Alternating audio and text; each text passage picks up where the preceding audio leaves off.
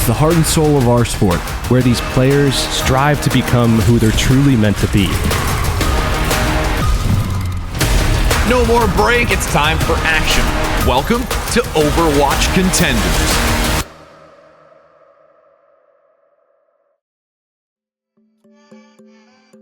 Why, hello there, friends. It's summer outside, and I've got my hat to keep me cool. But I can't be wearing it inside, as we got another day of summer series coming at you for Contenders. I'm Rich right here alongside Kenobi. We have still been cooling down from last week on the match that we had, but now we get to start here again with another, I think, good one on our hands for the day. Wouldn't you agree? Yeah, I mean, I was like, where is Rich? I was like sitting here, I was like ready to do like the normal camera thing, and you're just not there anymore. And I was like, okay, well, what happened? You go get a drink or go to the bathroom? But no, you were just making a nice little show for the people outside, showing off your cool hat, you know, your cool Italy. I'm gonna be wearing that hat. soon. Yeah, I know. In Italy. But yeah, you're right. Last week, I mean, we did have an absolute banger of a series that I'm still reeling from, like you're mentioning, cooling down from it. It was an impeccable one. But since then, I mean, we've had some shakeups, not just in NA, but in EMEA as well. But we can take a look at the standings in NA as we go into our second week of this tournament so far. And kind of, I mean, similar to what we were expecting, except for the fact that I think 0-3 Splash being 4-0, pretty big deal there. I mean, that top five, and even like, you know, Good Boys to an extent and Strix, like this top half of the group stages, I think is looking incredibly competitive right now, which is awesome to see, because it felt like, you know, going into this season or going into this, it was like, oh, this is going to be very much like just kind of Saints versus the world, but it doesn't seem like it's that. It seems like there's a lot of competition, and even as we get lower like into the standings, there's still a lot to play for that last spot in eighth. Absolutely. And you can see as we take a look at today's schedule, specifically in what we've got lined up for you, it's going to be Amplify versus Worldwide to start off the day. As we do have Strix, which we already had a great opportunity to see them on broadcast once before, versus Saints. And again, you know, Amplify and Worldwide, again, trying to climb their way up here. Amplify, again, floating around that 8th spot. Really would love to get another win here to secure that. And I'm super excited to see how this one's going to unfold from, you know, the lower half of the tier that we see. Yeah, I mean, this is about halfway through the tournament, right? And I think for Amplify and Worldwide, it's an incredibly important matchup for both of them. For Amplify, it's basically like, if we win, we can kind of fight with Afterlife for that 8th spot, you know, try and squeak our way into that playoffs. But for Worldwide, I mean, they haven't won yet. They've only had 2 map wins. So for them, it's like kind of about that momentum, right? Going down 0-5 almost kind of would guarantee that Worldwide wouldn't be able to make it into the playoffs unless a miracle run happens. So I think that this is a very big matchup for both of these teams with a lot of stakes that could really end up impacting playoff standings as we get to like round 11 and 10 in a couple weeks from now. And since we're talking about the overarching aspect of these teams, let's take a look at the roster here specifically for Amplify and talk a little bit more in detail. Again, these are names that we've seen previously. We've been able to get some great insight onto them, but now we get to see them on broadcast being able to perform against Worldwide. And these names, again, really so excited to see how they're going to perform. And this support line is something I really am looking at as well, for how significant the supports have been in these last 3 broadcasts. Yeah, I think this has been an interesting team because there are like some names that like people should know, but also some names of like players who kind of have flown under the radar a little bit and are starting to make a name for themselves. I think, you know, Doge and Tap, I think, are 2 players who a lot of people should be familiar with if you've been around tier 2, you know, as long as we have, Rich, you and I mean, even in collegiate, right? So I think that this is a matchup that for this Amplified team, it's about kind of figuring out, you know, continuing to gel as a team, because that's really like the biggest thing when you kind of make these teams like towards the back end and you're like kind of like just throwing them together a little bit. You got to really find a way to, you know, gel as a unit, and I think that they've done an okay job with that so far, but they need to step it up probably a little bit more as we go into the rest of this tournament. And I think that goes just as well for Worldwide as we get to take a look at their roster, that there's a lot of, I think, strengths that they have, but it's still just really looking to refine and allow this team to become more cohesive. There was a lot that we got to see, at least from the previous broadcast last week, where they were having a lot of trouble managing the back support lines, which were just dominating over them, especially when it came to the Ana category. But then there was this transition from Tristan kind of making some focus on it. Same thing with Emerin as well. So I'm really liking to see how they're going to continue to advance. But as we continue to get further and further through this, they have less and less time to do that. Yeah, I think this is like very much a put up or shut up type thing for both these teams, where it's like if Worldwide loses, I think that they, again, like I said, it's very difficult for them to find a way back in to the playoff spot, like towards that 8th speed. And then when we go into, you know, the other side with Afterlife, I think that this is like a moment for them where they can really grab hold of 8th seed, especially, or not Afterlife, rather Amplify, because Amplify did beat Afterlife, who is now in that 8th seed. So getting that head to head would be such a momentum booster for this team.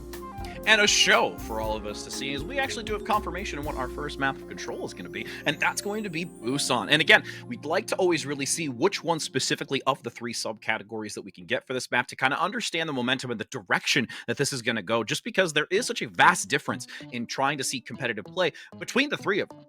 Yeah, I think this is another one of those control maps where it's like there's a lot of variability in terms of depending on what map we go, what composition we see. You know, Rush has been very prevalent.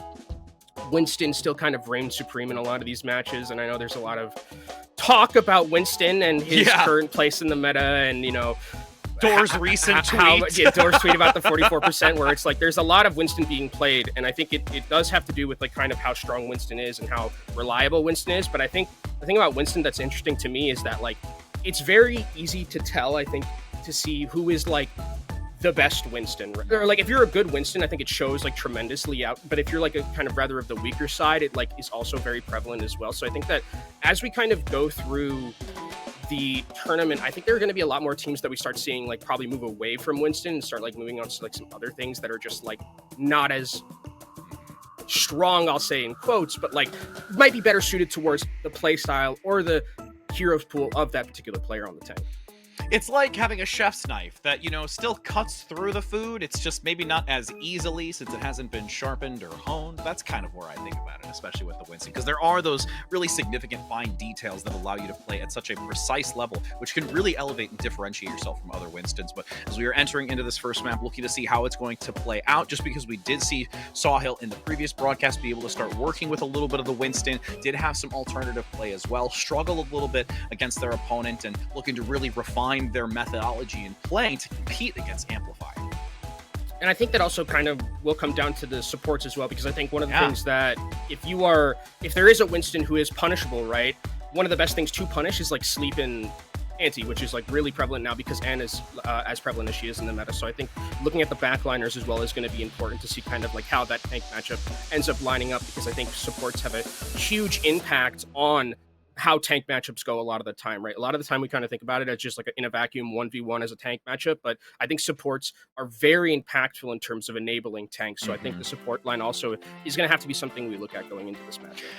And we are going to be heading on to here in just a moment, as we do gain confirmation that it is going to be Sanctuary that we get first of the potential 3. And, you know, to piggyback even further, you talked about the supports. That was almost Worldwide's kryptonite, really. It was just Ana specifically from neutral that was just bringing so much value to it. The understanding of how to nullify and deny a lot of that value coming in from the support lane in the back aspect of it, but also the well-rounded play that needs to occur from theirs on their own. So entering into this first map, we'll see how they continue, because the other thing that even Hurix mentioned was that Worldwide had such a great understanding of neutral fights out the gate. Yeah, great understanding of the neutral fight. And I think that that's also something that, like, when we have this very push and pull type of meta that we do right now, having that neutral fight understanding is like kind of that first stepping stone and a good foundation to start building a much more cohesive team fight and more cohesive compositional usage. But as we go into Busan as our first map, we're on, I think it was Sanctuary. Did we call Yes. Sanctuary. There we go. We got it from last week. But make sure to get your predictions in chat. 1s and 2s, 1 for Amplify, 2 for Worldwide. As we start things off here, and I was talking a lot about the Winston play. We're not seeing a lick of that. We're seeing a lot of different variations of things right now. It's the Junker Queen versus the Hammond matchup. Doge, very much known for his Hammond. So going into this, I wonder how it's going to be able to be played against this lineup, because Junker Queen kind of does have an ability to stifle the momentum of a Hammond if used correctly. Yeah, the Jagged Blade really being an asset to reel them right back into it, even though there is still high mobility. Doge able to get out by the skin of their teeth, rounding that corner, denying visibility. There also needs to be some assistance from Amplified, getting PGE back online and topped up, but what a great opportunity to reel them back in, get that pickup, and start gaining the initial percent. Yeah, fantastic Jagged Blade there coming in from Sawhill, who sees the Brigitte is just a little bit over-aggressive there, hits a perfect knife, and then is able to get the kill. But throughout all that, there is the kill onto Nolan in the backline, so there is no Moira at the current moment. This might be a time where Amplify can try and push the advantage a little bit while the healing's lacking. And we'll see if they can capitalize on it. You have a nice engagement into the side, pile drive as well, harassing Tristan for the moment, but there is the Suzu to make sure that they do return and come back unscathed from that, but a big collapse coming through with the assistance of PGE to vaporize Tristan. Nowhere able to get away from that, despite them having the movement speed, and Doge has now really started to come in and cause a lot of harassment.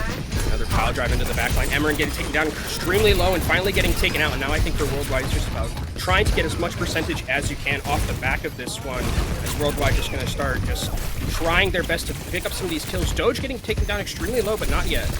Yeah, and there's so much well-rounded survivability coming out from Worldwide, but with the EMP, that might instantly change the outcome here because everyone is denied ability to basically respond. I actually really like this decision of like the composition from Worldwide. It feels like they read exactly what Amplify was going to do, because one of the best things about this composition that if you have all 5 members from Worldwide, it's very difficult to dive this composition if you're Amplify. You need to like hit like a stick or a purple because there's a lot of survivability that the dive just isn't going to be able to chew through, and then Worldwide can come back in with their own cooldowns and really put the screws to Amplify's backline if they're out of position a little bit. As a Coalescence comes in, that's a flanking Coalescence on the backline, I think.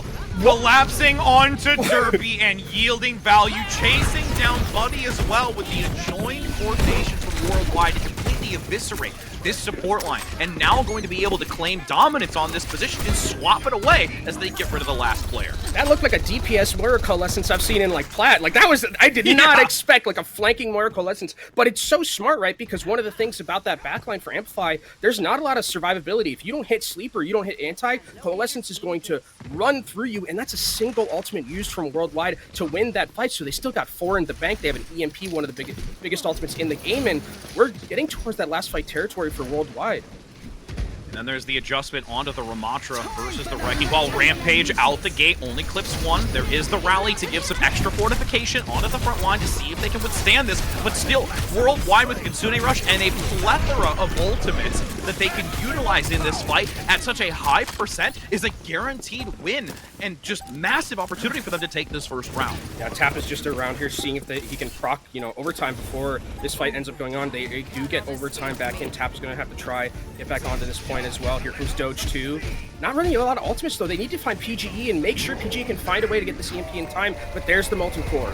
Yep, that's going to zone them away. It's going to be extremely challenging for Doge to continue to to win around this drum since they're constantly in the lava. And it was also this interesting ebb and flow between the two because Amplified was originally onto the Wrecking Ball, lost a small bit of percent, went onto the Ramatra, then to come back onto the Wrecking Ball in a desperate play. Just looks a little bit disjointed in some of their decision-making, especially with how high value that percentage was going into the last fight. I do got to give a lot of credit to Worldwide, though, specifically coming out on that composition, right? A perfect read from them. They're like, okay, I think they had to have an idea of what was going to be on the other side because it was just the perfect counter composition, right? It's Hammond, Tracer, and it's Sombra, very, very good dive heroes, but Worldwide comes out on 5 heroes that it's literally impossible to insta-kill, right? Because you have so much survivability. So really good decision-making there. As you can see in the percentages, chat predictions, Amplify has a significant lead here, but Worldwide off to a pretty good start as we go into Mecha Base.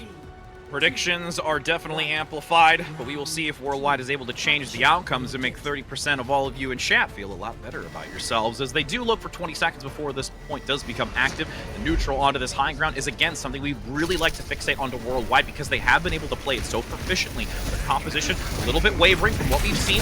Common here onto this mecha base. Tristan barely gets that fade out of there in time. Eludes the incoming damage to cycle back around the center pillar so that they can get that extra damage onto the front line. Doge is getting absolutely blown to pieces with those shotgun shells and sending them back.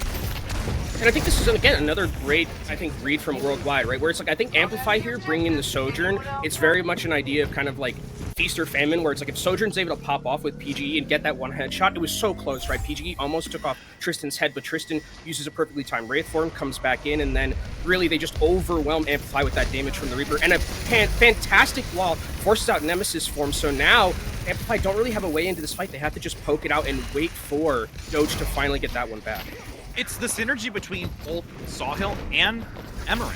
because they're able to get the wall and the vortex, which even if they do make it through the wall, they can't move at normal speed. So now they take a transition, the Coalescence has crossed the doorway, so it gets extra value. Even though there's a counter amplification matrix, there's far too much of an influx of damage, and Tristan is just able to do as they've done before and clean up everyone in close proximity. I mean, Worldwide with these rotations are just schmoving and grooving right now. You saw that there was like the one side where Amplify was trying to go through the right door, and then immediately, as soon as Worldwide kind of gets an idea that Amplify is going to rotate around, instantly rotates back over with the rest of the team. A perfect wall from Emerin and a Coalescence to blanket everything and make it so difficult for Amplify to come through, as now they're going to rush in, see what they can find. Here comes the Nemesis form. Nice movement early from Derpy to get them through, and unfortunately the middle. Ajax. Gotta love it, denying that accessibility and usage, which is going to make it much more challenging as Worldwide attempts with the Annihilation to counter back. But there is Derpy with the sound barrier, giving them protection to withstand the longevity of that ultimate. This is going to be a nice opportunity for Amplify, and it already snowballs from the wall that came up from Emerin, not really hitting Paydirt. Yeah, I think they got caught off guard with that rotation a little bit, as we'll see the replay of this. Yeah, I mean, this is just one of the things that Sojourn, especially in Overclock, can do that Reaper really can't, is have this one-shot potential to make plays like that. I think if you were going to be a little critical of Amplify, they did use maybe a little bit too many ultimates there because they don't really have anything now, and Tristan on the back end can come in with this Death Blossom and cause a lot of hurt. You know, we were talking about how well Amplify was going in, a little bit of overcommittance. At that point, we come back in where Worldwide has absolute surroundings on Doge. They are completely inescapable from damage, which is why they go down so quickly. And now transitioning up to this high ground, 75%.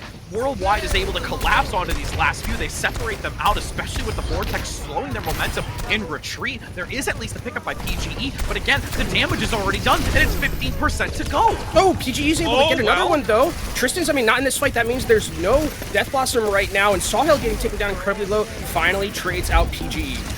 Need to make sure that they keep them topped up. Nemesis form active. Joe's trying to play the point and the position. Nolan is almost eliminated, but great support coming into the back line and also getting that healing sphere as there is an Annihilation from Sawhill to guarantee that they are able to take this position and deny accessibility from Amplify. That will be a very dominant performance here from Worldwide from what we were able to see on last broadcast, as they have been able to upgrade and really utilize the rotations like you highlighted throughout both of these rounds. Yeah, and I think it goes back to what we were talking about at the start, where it's like you mentioned Hurix was talking about the last time we saw Worldwide, where it's like the neutral fight is like really good for this team. If they can kind of like, you know, build on that, this team can like have a little bit of success. And that looked like it right there. I mean, that looked like a team that was really, like, you could have fooled me that a team playing this well and this coordinated was 0-4 and it only won 2 maps. Like, that was really well played from them. I think, you know, it was obviously it's control where there's a lot of different kind of like minutia there. And I think, but like this, just from the get, the fact that Worldwide came out on this composition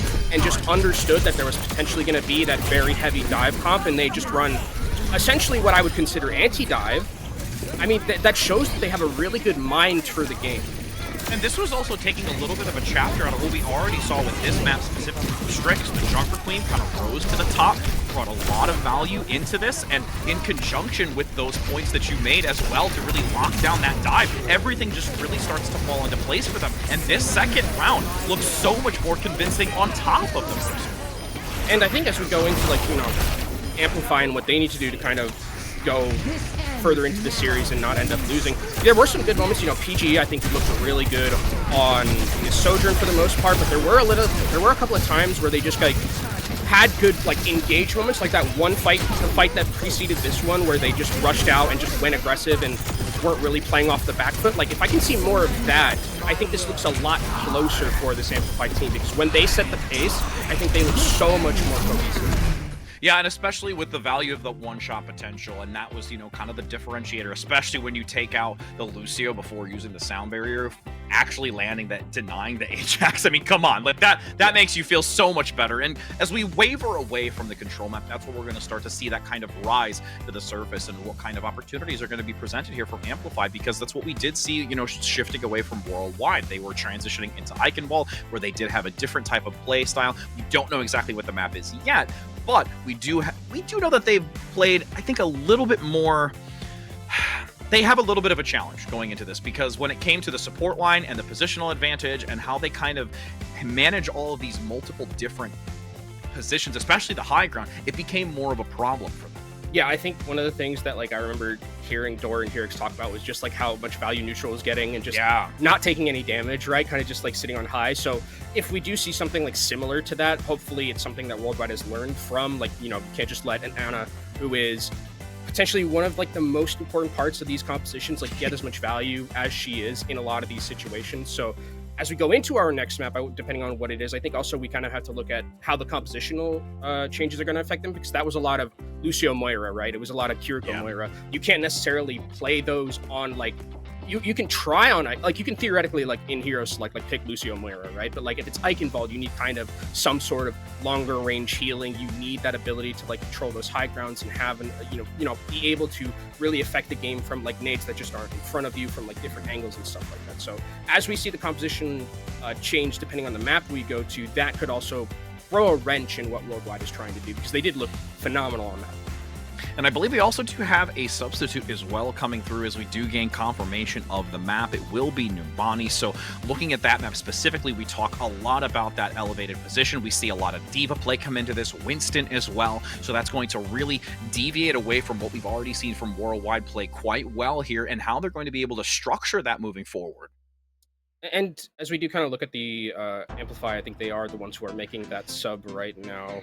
Is it Amplify? I think it's Amplify. It looks like it is Worldwide. I believe that they're going to actually sub out Emery for the moment, as we are about to get into that. But again, so this subtle adjustment might be able to give them an advantage here, trying to play to the strengths since they are going onto the map of Numbani, this hybrid where they could potentially see that Amplify does play it a little bit more strongly and seeing what they can do to combat against it. Yeah, and I think that like depending on like what we go to in terms of like, this is a map in Numbani where verticality, very big deal. Echo, I think, is like a hero who has in general just started like cropping up a little bit more in the meta, but definitely like here on Eichenwald in like these maps where you have that like very high skybox to work with, and also have that ability to poke down into like these enclosed areas. So I think that like Echo is definitely something that like we need to keep an eye on as being an incredibly impactful hero going throughout the rest of this tournament, and also like on maps like this, specifically like Numbani, I think is one where she does a pretty decent job of, you know,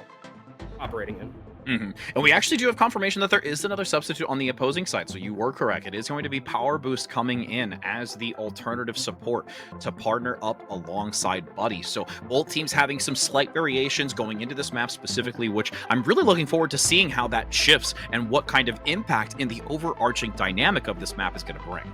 Especially when we've got, let's see, I think it's actually going to be, yes, it is going to be amplified on the defending side, where we do have Worldwide on the attack. Ashe as well, I think, is something that kind of, in general, we also need to look at on this map in particular, especially in the first defense, where it's like Ashe gets a lot of value because the areas into this point are very easy to just kind of chuck dynamite into and just be like, hey, like, this is going to be totally fine for us. Absolutely. As we now have these seconds dwindling, we get to take a look at what the amplified defensive lineup is going to look like. Power Boost coming out onto the Brig, which we have seen some great success with, and the viability as well when it comes to the whip shot, how to deny any sort of aggression onto the Ana and Buddy specifically. But my eye is still fixated onto what Buddy can bring into this, because that was the kryptonite that Worldwide had. Yeah, the Ana is just going to be what my eyes are peeled on in particular as we see Worldwide. If they are going to be bringing out this Echo, it's going to be against Tap. Tap is someone who kind of throughout his career has been very prolific on like these projectile heroes. I specifically remember back on like Pharah, back on Uprising Academy, right? Tap was incredible. Echo kind of similar to Pharah in a lot of these regards. So that matchup between Adamu, who just came in, and Tap is going to be one that kind of can change the dynamic of this map. You can see already Bionade landing onto Worldwide for the moment. Hesitancy before re-diving as they take that high ground position. Ebb and flow, really, to see how they can potentially engage this next one. You can see that Sawhill waiting, since that jump now is back online, for an advantageous angle to go to the supports. Nice shield to come up, denying the sleep dart. Buddy in.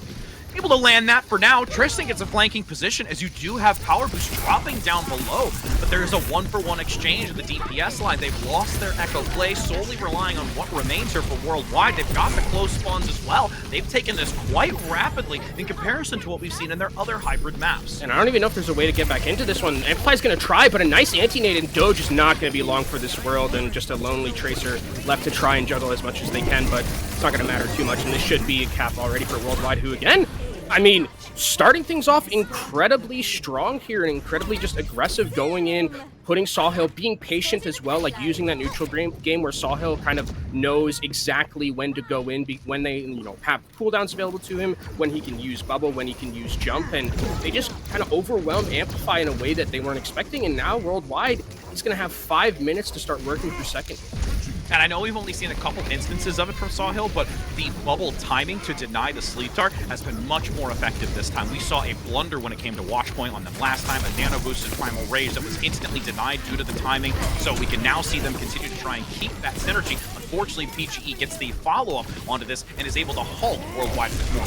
PGE also starting things off really good there with the pulse bomb onto the Ana, so that means there's no real way for Worldwide to stand in that fight. And now with all these ultimates that we have coming into this next one, this is going to be a bloodbath here. Duplicates available also for Tap. Amadu is very close to theirs as well, so expect a lot of particle fights in this next one. You can see the aerial battle ensues. Focusing beam shuts him out, clips the wings and hits the floor, but Buddy goes down in tandem. Pulse bomb lands from Tristan, so you have a lot riding on the shoulders now for power boost and self-sustainability from Amplified as they actually still maintain this corner. Doge gets the primal, but is taking a nap for the moment, and they've actually been able to hold on to this despite it being an opportunity of deleting the support line. Worldwide has neither of them. I mean, Worldwide does have a respawn advantage, which is going to be incredibly important to them because Amplify has used basically their entire bank, and they're not winning this fight as clean as they should, right? Worldwide comes back in, they have the respawn advantage. Look, they still have a nano, they still have a primal, they still have their duplicate. Amplify threw a lot into that fight and realistically didn't win it, Rich. Yeah, and Worldwide being able to have that presence of mind and understanding of where that threshold is to really not need to throw anything into this, and now stacking close to that 5 ultimates. They do have a beautiful aerial sweep out of the duplicate. Wondrous play coming in with the sub that comes through for Worldwide, showing that they are absolutely here to play. That was so awesome. I just have no other words for it. Yeah, that's another one right into the reel. I mean, Amplify's going to try and hold here. Rally is committed. Nice anti-nave onto Amplify's backline, and that should be it. I mean, this Worldwide team is looking crispy. They're looking clean. They're playing with some swagger. I mean, Amadu just hit like a mid-air sleep onto Tap on an Ana. Like, this is just Worldwide really playing with so much confidence that we didn't see from them. I mean, that's so sick. Oh, that was so clean. Thank you, Oz. Thank you, Replay. Oh, everything. You're all amazing. We get to take that full force, transitioning now into the final segment of this. This is the best place for Amplify to hold, though, because it is one of the more challenging to push through this bottleneck. Yeah, but they don't have anything to work with here, and Tristan's looking in the back line for a pulse bomb. Doesn't manage to find Purchase, so they're going to have to retreat here, and now Amplify start this defensive end. PG getting taken down incredibly low, needs to recall out of here. Yeah, absolutely. You can see now that there is Amplified on the defense, able to hold the line for the moment. Sawhill not going to overstay their welcome. The stickies land for the moment, but everyone tops them back up and now looks for a re-engagement once they get back to a solid 5 and back to healthy. You can see Sawhill is just diving in softly, trying to take some damage so that no one can get towards this nano, and that's going to be the go button, but on the other side, Amplify has one of their own. PGE down below, still causing a lot with those pulse pistols. Duplicate now comes in. TBT +1 as Tap on the high ground looks for the elimination. Can't quite get it, nor generating to this pulse bomb. I think as quickly as they would like. The time continues to dissipate. Are they going to be able to find Purchase? The shield just grabs it before clipping onto the Brig, who is able to survive through that. Sawhill still evades and eludes the damage. So Worldwide actually has a still decent disengagement. And Redx is actually using the rally to try and get Worldwide to go back into this one, but there comes the focusing beam. Redx gets obliterated, and I don't know if Worldwide can continue in this fight. No, this is going to be disastrous. There's a couple of pickups, though, here from Amplify to continue putting insult to injury, bringing them back to spawn. Yeah, and that's going to be a fight completely won by Amplify here, who, again, do use a lot of cooldowns to try and win that one. So, and with like 2.5 minutes, there's going to be at least one more ultimate cycle for both of these teams. Luckily enough, though, they keep Rally, which is going to be a big deal. And in this next fight, you're really going to be looking for Tristan. Eyes are going to be on him because at this point, like, you need to find a way to take this Rally out of the equation, and then you'll just have a much easier time winning this one. Here comes Amadu, though. Again, trying to do the same thing. Wow. This time it does not work, but they actually get the sleep onto the Winston instead. I see you, Grasshopper. You shall not get me twice. As you will see them go back down below, attempting to try and gain what value they can, but PGE comes in with a double melee, giving a left and then a right. They just forgot about PGE in the backline. Just no one looked at PGE, and PGE got 2 1 clips just bing, bang, boom, that's all you really need at that point. And this time bank that was looking so good for Worldwide, it's getting significantly dwindled down. A minute and a half left for them, and you can see Worldwide actually making wholesale swaps here, not trying to match mano-a-mano with this composition, but you've let Amplify get a lot of really key ultimates. That I mean, with a minute and 30 seconds left, I mean, probably more now with the Ana going down. I mean, they got to stop the bleeding somehow if you're Worldwide. This is bad. Yeah, and the focusing beam is going to continue to dominate when necessary. Tristan now adjusting onto the hit scan to start applying some pressure to Tap, but like I talked about going into this last choke point is so devastating to get through. Especially when you have like players as capable as like PGE and Tap who can just really spam through those chokeholds. Nolan getting taken down low, misses the sleep, but PGE should be able to survive out of this one. Nolan shouldn't die here, especially with the Lucio, but actually... Oh! Bob and weave! Health pack is consumed. PGE out! As Tap comes in, though, since so much focus was on PGE, they're able to take this off angle, get an elimination, and then Doge just causing even more electrical harassment in this confined space, putting insult to injury with 50 seconds to go. It feels like Worldwide are just scrambling a little bit here as PGE does get taken out, but the cohesiveness that we've been seeing earlier, as soon as like Amplify starts stringing a couple of fights together, it just seemed to have vanished for Worldwide. And with 30 seconds left and with where the card is, this is their last chance. And I love this angle that Tap is continuing to take every time they move up the stairway to take the high ground. There is instant damage coming out from the tri-shot, the stickies.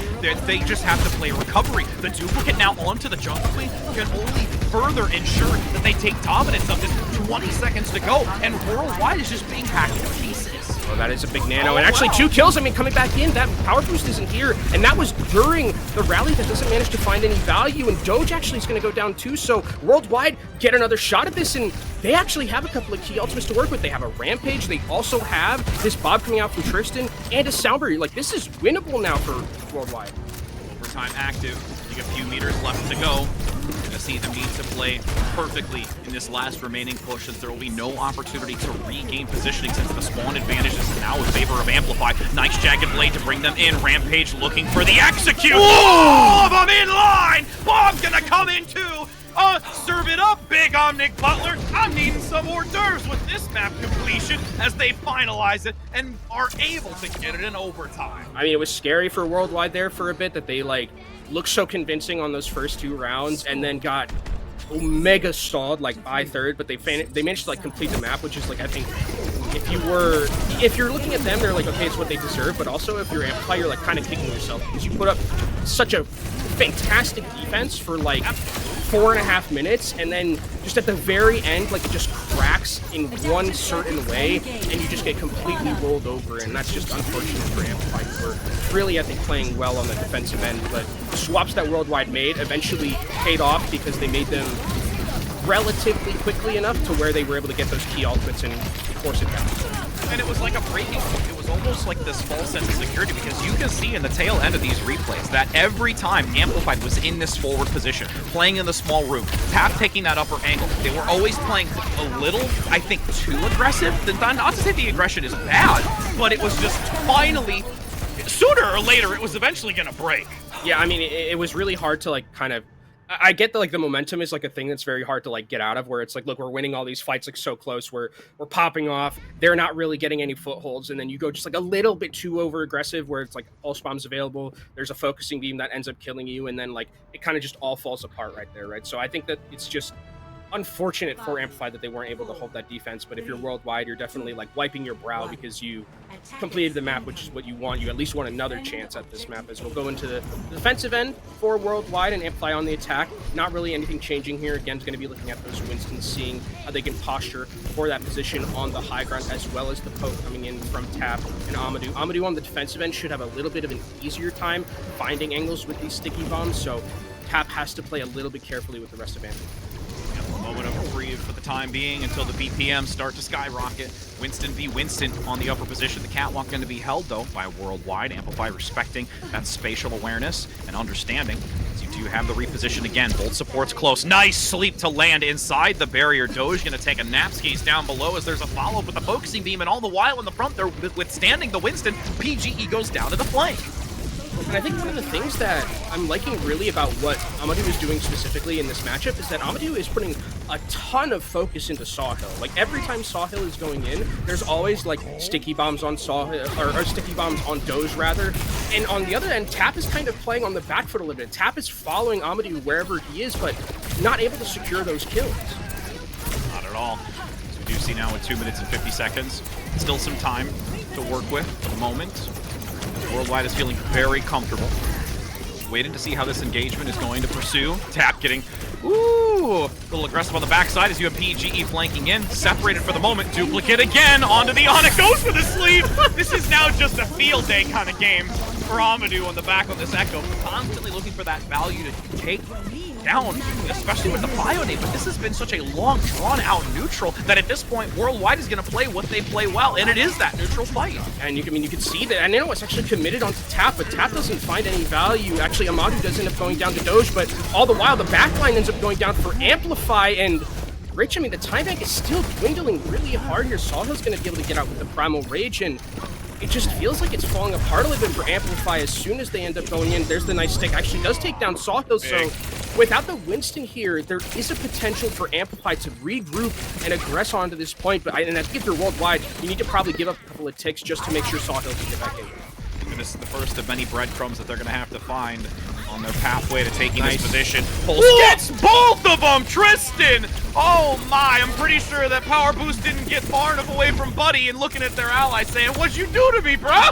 That's 3 for Tristan. The rally is committed as well from Redix. That means there's no way back into this for Amplify, and a minute and 20 seconds is all that's left for them at the current moment. Amplify have a Primal Rage to work with. They also have this rally. PGE, though, one clips Amadou, who I think was on the low ground there. Maybe just a little bit too over-aggressive, not respecting the potential tracer damage if you see the replay of that double step. Loving to see it. Oh, wait, here it is. We might be able to get it. They're the pickup, the read position. Actually, all right, no, it's okay. We're gonna go back to the convincing remaining portion of this with 60 seconds now down below. Nice recovery by PGE, getting out of there just in time to stay alive. Goes, gets the counter play onto the back line. Unfortunately, Nolan can't survive long enough. This is an easy distance gain, especially because now there's a last-minute adjustment. You do have the Sombra play more for desperation, but, you know, at this point, they've been able to take it. Now look to move into the next one. Yeah, really good. I mean, zoning coming out there from Amplify, from Doge in particular, who just used that Primal Rage, not as like a way to get kills necessarily, but just as a way to zone the entirety of Worldwide off the point. And Amplify, a sigh of relief here. Very difficult offense so far for them, but now they get that second chance to start moving through third. And we have to remember that, I mean, if they finish with like over a minute, this is only drawable for them, right? So there is that potential for them to have the momentum to really move forward, especially now when you have this duplicate coming in again from Tap and you can control this high ground like they're doing right now. Tap getting taken down very low, but nice healing coming out from the schools. Oh yeah, that was so dangerous. Tap's just like, please, somebody help me, please. So you have now, again, the Sombra play contributing in this. Already having the EMP, mind you, from making that subtle switch. Payload has actually gotten quite a bit of distance as well, since there's nothing really to combat against it. And now with this other takedown onto Tristan, I'm so interested in how this is going to unfold. Beautiful takedown with the nano boost. Look at it collapse onto the second. Sleep, unfortunately, does come through. No barrier available to counteract it, since it was used on the initial jump to the high ground to eliminate that other support play. But Primal Rage active, does go in for the melee, mid-air jump, Tap eliminated, 2 minutes to go, and Worldwide is actually able to claim this and recover. I mean, they're able to come back into this fight where it seemed like it was completely won for Amplify there, where Tap goes into the backline with the nano, is able to take down the support line, but that dive from Sawhill just created so much space and separation that there really wasn't a way to take a full fight and full advantage of those numbers for Amplify, who now come back into this one, still have those DPS ultimates online. They need to be big, but the great equalizer, EMP here from Amadou. Clips 2, Doge is down. PGE at least is managing to escape for the time being, but it won't be long for the world. The recall gets them out with a pulse bomb that goes wide, doesn't quite land. Sawhill again hyper-focusing Tap and not allowing them to prevail. Which is so weird because it's Winston, right? Winston usually isn't kind of seen as like things that, you know, can negate Ferris, negate Echoes, but Sawhill just has the number of Tap, it feels like, throughout a lot of this one. Amadou going on to another hero. It feels like Amadou has played 4 different heroes right now. It's the Widowmaker at the very end to see if he can get that one-shot potential. That would be massive in these 55 seconds to eliminate that. The rally now active. Reddick's going to give support and coverage to Worldwide, but Sawhill not close enough. Sawhill barely able to keep alive for the moment. The healers are looking to rotate back in, but Doge instantly hyper-focuses the Widowmaker, so it's not really going to bring any value into this. Tap with the duplicate now onto the Ana to give that extra healing. Also the denial of healing if they can land that nade on the high ground. Sawhill having to play their life so carefully as there's just under 2 meters. Amplify able to take this one and finally reach the last checkpoint. Yeah, I mean, the Widow pick is just like, it was very much an all or nothing thing where it's like, if you can get like one pick, maybe like it's good, but it's very difficult to play that hero against like a very competent dive composition like we're seeing from Amplify. We're seeing the stats from Tap, who has been really, really impactful so far, especially getting all the resources that he has been and really getting it over the line for Amplify, who have 4 ultimates here in this next fight. And Worldwide made a lot of wholesale swaps. They aren't going to have enough to match. Big shout already used. There is no way that it's going to be Sawhill getting out of there. That was a Nano Lucio. Yeah, that was a nanoed Lucio, staggered, slept, and deleted. This is now starting to unfortunately fall apart here for Worldwide. Yeah, I mean, they need to... I think they're going to be able to hold before the minute, or like after the minute goes down. They need to be able to get someone on here, because if they don't... Please tell me they're going to get someone here. They're waiting patiently, but time they were so continuing close. to dwindle. They are able to get there just over 3 meters. Amadou gets taken down instantly, though. Tap is right there to deny it.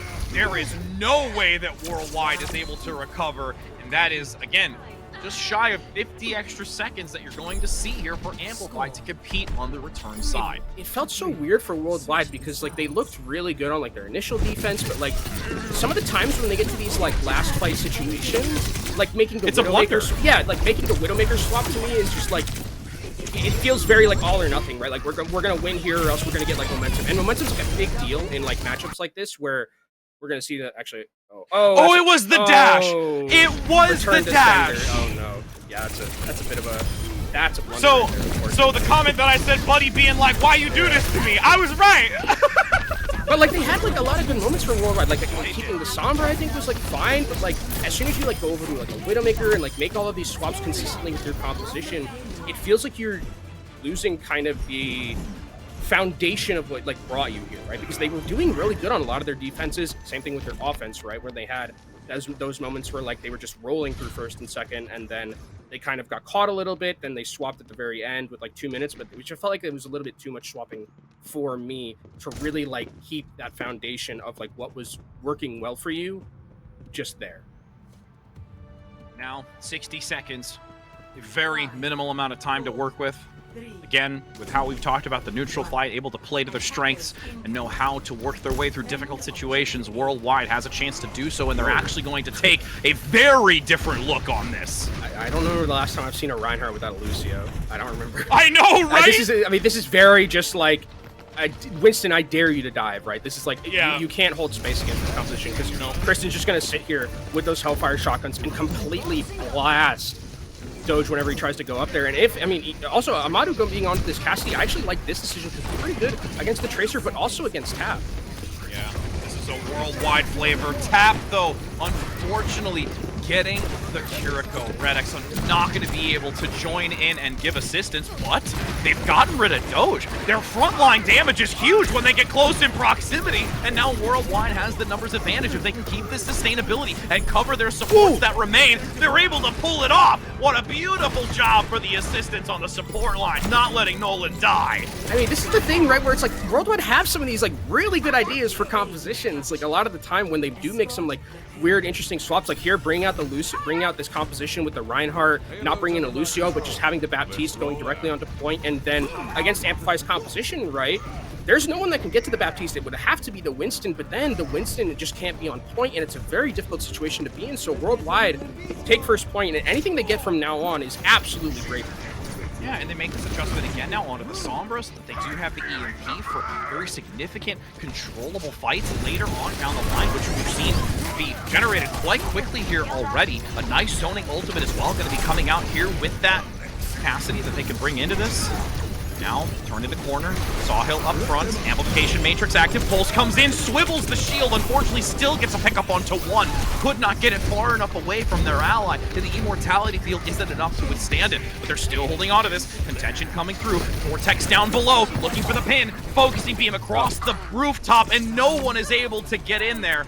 The charge, unfortunately, takes them off the point, but that leaves the point unattended. And that was a great ante there at the very end from Amplify to be able to completely break that fight open. Also, another good pulse from PGE, taking down that one healer, and just leaving kind of the Baptiste as the only one to be able to heal. But then it's just like very mentally RAM intensive to be able to heal that much against Discord, against Ana, against Tracer, against Echo. So good defense, at least for the very least, on that second point from Amplify. Because I mean, if that fight goes like a little bit longer, there are some very key ultimates that are coming in from Worldwide that could have completely blown that one up or over, and they would have gotten second. But I think for Worldwide, you're like, okay, we got first. Like, that's about as much as we could ask for. They got to be happy. Yeah. Yeah. I mean, not only that is they were able to maneuver around that anchoring point, which we see this corner also being very challenging for some teams. If you can get just enough picks or find the timing on some of those takedowns, you can really look to hold that corner position before getting towards that second angle where you can play around the bus. As we see what Amplify will bring into the table on their attack, a minute 49 seconds for them. Worldwide on the defense end, not going for the Echo, instead just immediately bring in that Ashe, and Tristan is going to have to deal, I think, a lot of the time with tap in the air. We saw Madu on the Cassidy was able to do it quite effectively. If Tristan could do the same and like just negate a little bit, just put pressure onto tap, that's going to be really, really beneficial to the team.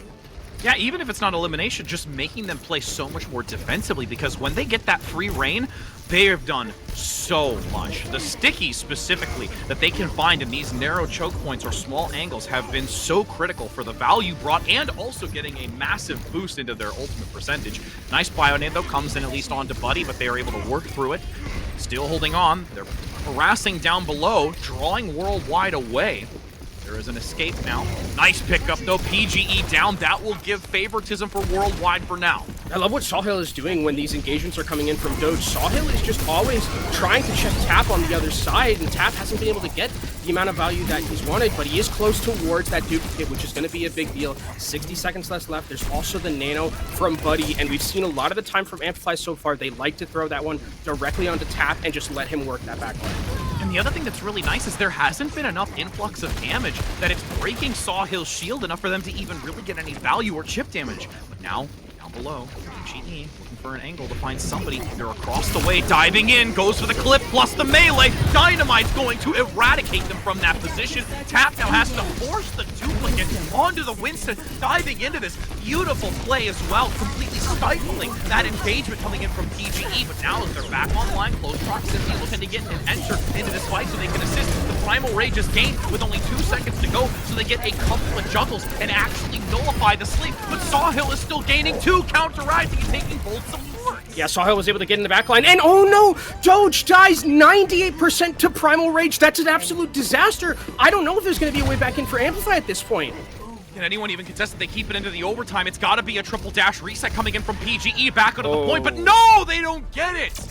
Worldwide has really stepped up here and has now put themselves in a position to finding a map point here over Amplified. I mean, they've won the same amount of maps they've won the first 4 rounds in this series Right. alone. Like this Worldwide team, I love how they're doing it as well, where they're just bringing out some things that there's no way Amplify is ready, right? Amplify's not expecting Reinhardt attack, Kiriko Baptiste, Ashe, I think it was, Cassidy Reaper. Yeah, Cassidy. You're not expecting that. You're not expecting a complete anti-dive comp on Busan. Like, I love that Worldwide is having these moments where they're just like, let's just try something new, because if we mirror, we know that there's potential that we might not win, especially off the back end of like what we saw at the end of their first attack, right, where they got held for like 3 minutes just kind of running against the wall of the mirror. I love that Worldwide is making these decisions actively to like switch things up a little bit, play some different things, and catch Amplify off guard.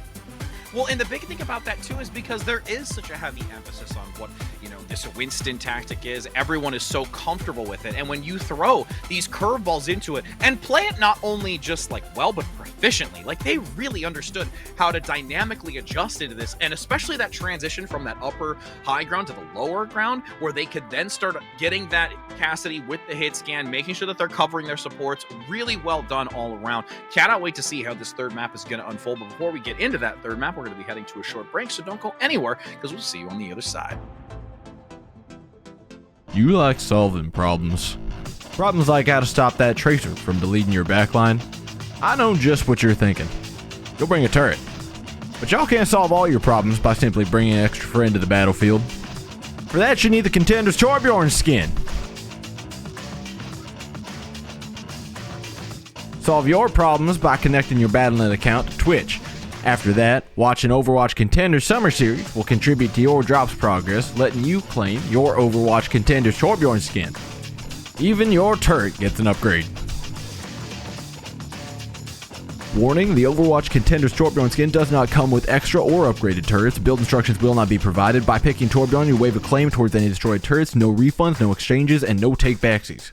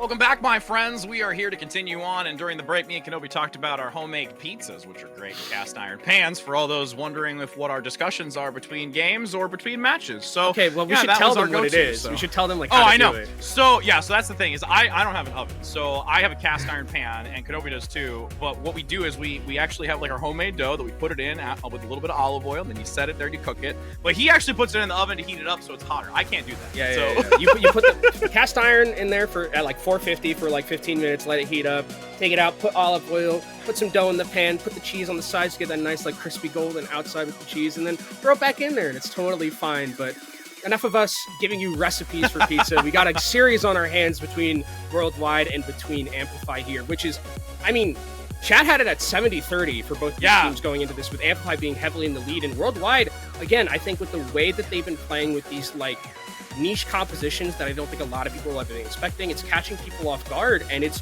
really is. Most certainly caught Amplify off guard. Yeah, as we do have confirmation of our third map that we're entering in.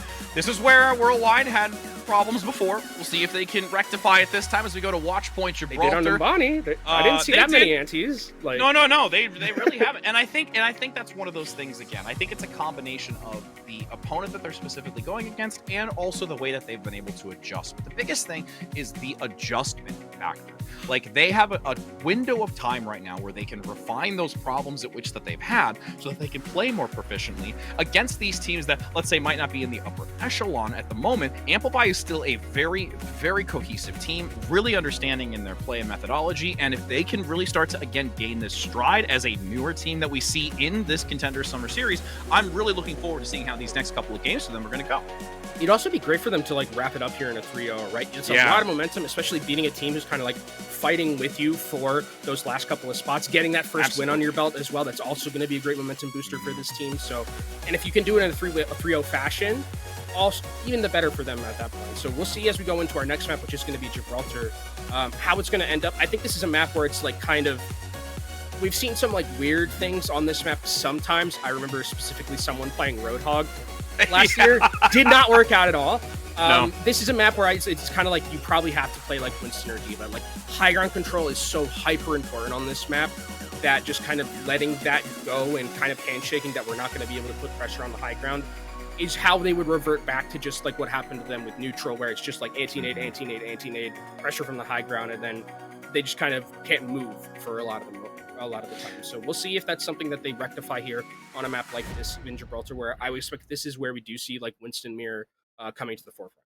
Well, and the big aspect too of this is that we've not seen any adjusted swaps. It's kept both rosters from the previous one, which is something to also keep a really watchful eye on as well, not wanting to reside away from it, since both Amadou and Power Boost really brought a lot in that previous game on Numbani. So Watchpoint Gibraltar still having so much high ground that you can play with, a significant amount of little pockets across really the entirety of the map in and of itself. So I'm thrilled to see what they can also continue to do, since they really had a moment to warm up after that last game. Yeah, I think Amadou also coming into the lineup brings a lot of difference in terms of the hero pool. We saw Amadou play like I think 5 different things in that last map. The Widowmaker is something that I, probably would have liked to have not seen in that situation, but like here on a map like this in Gibraltar, where Widowmaker does have like a lot of viability since almost like the inception of this game, where like these long range sightlines are very, very impactful.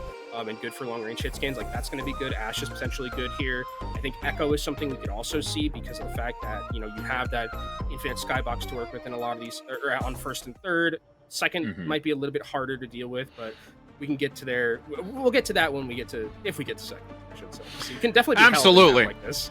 You really can, and things can get extremely startling towards those last couple of meters, and we've seen, even when it came to Worldwide, I mean, in the last instances, on both occasions, they've been barely able to trigger it into this docking bay, so we'll see as they enter in on the defensive side first, residing with that Winston play, and Tristan back onto the hit scan of the Ash. By the way, I love the redesign of this map. Like the small it's so good. Going into second, it's so good. Makes it so much better to play.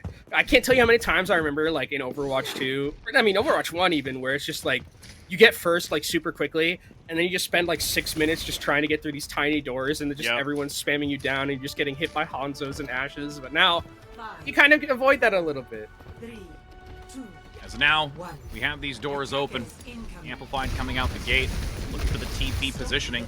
That is a massive amount of damage onto Doge on the dive in. Barely gets out, dropping below. Nice assistance from Buddy to keep him topped up as the payload now pushes forward, but Worldwide residing back onto that high ground to see how they continue to negate. You can see both these teams opting in for that Ash, so it is going to be kind of like a battle between these dynamites who can get the most value. Also, it's going to be important for when these dives come in from both these Winston's. Like, is there going to be that coach gun available to them? But that's a lot of damage. Is there going to be enough healing? Buddy's doing their absolute best, but can only heal either Tap or PGE. Tap, unfortunately, ends up going down, and without the Tracer, it's going to be difficult for Amplify to move forward here. But trade it back in for Tristan. That means that he has no contestion anymore against that long-range hit scan. It was one of those moments of who do I care about more?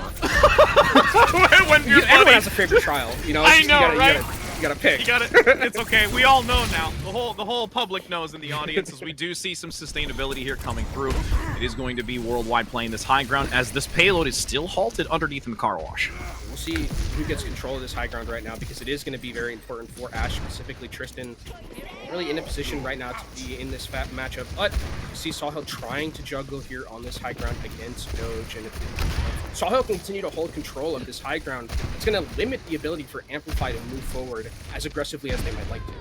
And Power is still getting really chipped away on this corner as they continue to have that shield up to block. Tap goes down. Big headshot coming in from Tristan to deny that extra momentum momentum underneath, forcing back Worldwide, gets a second, and is just having free reign here. I really love this positioning as well from Worldwide and like what they were doing. Sawhill deserves a lot of credit as well because holding those blue boxes means that Amplify can't rotate their team around to just shoot directly into that small server area as the pulse bomb from Amadou kills Power Boost. That means the fight's going to take a little bit longer to start here on this defensive. Oh my god, Amadou's like 1 health. Finish the kill. That's very, very spooky, but no harm, no foul, and the card will stay here. And 2 minutes left, Rich. That's all that Amplify is going to have to work with, but they have a lot of key ultimates to bring to the table in this next fight. Yeah, this is looking somewhat dire. Amplified really needs to play this to the T and manage these ultimates effectively, since Worldwide does have quite a bit to counteract themselves. Really only down 1 with Amadou being at 26%, so it's a 5 versus 4 bank and just a few seconds between both.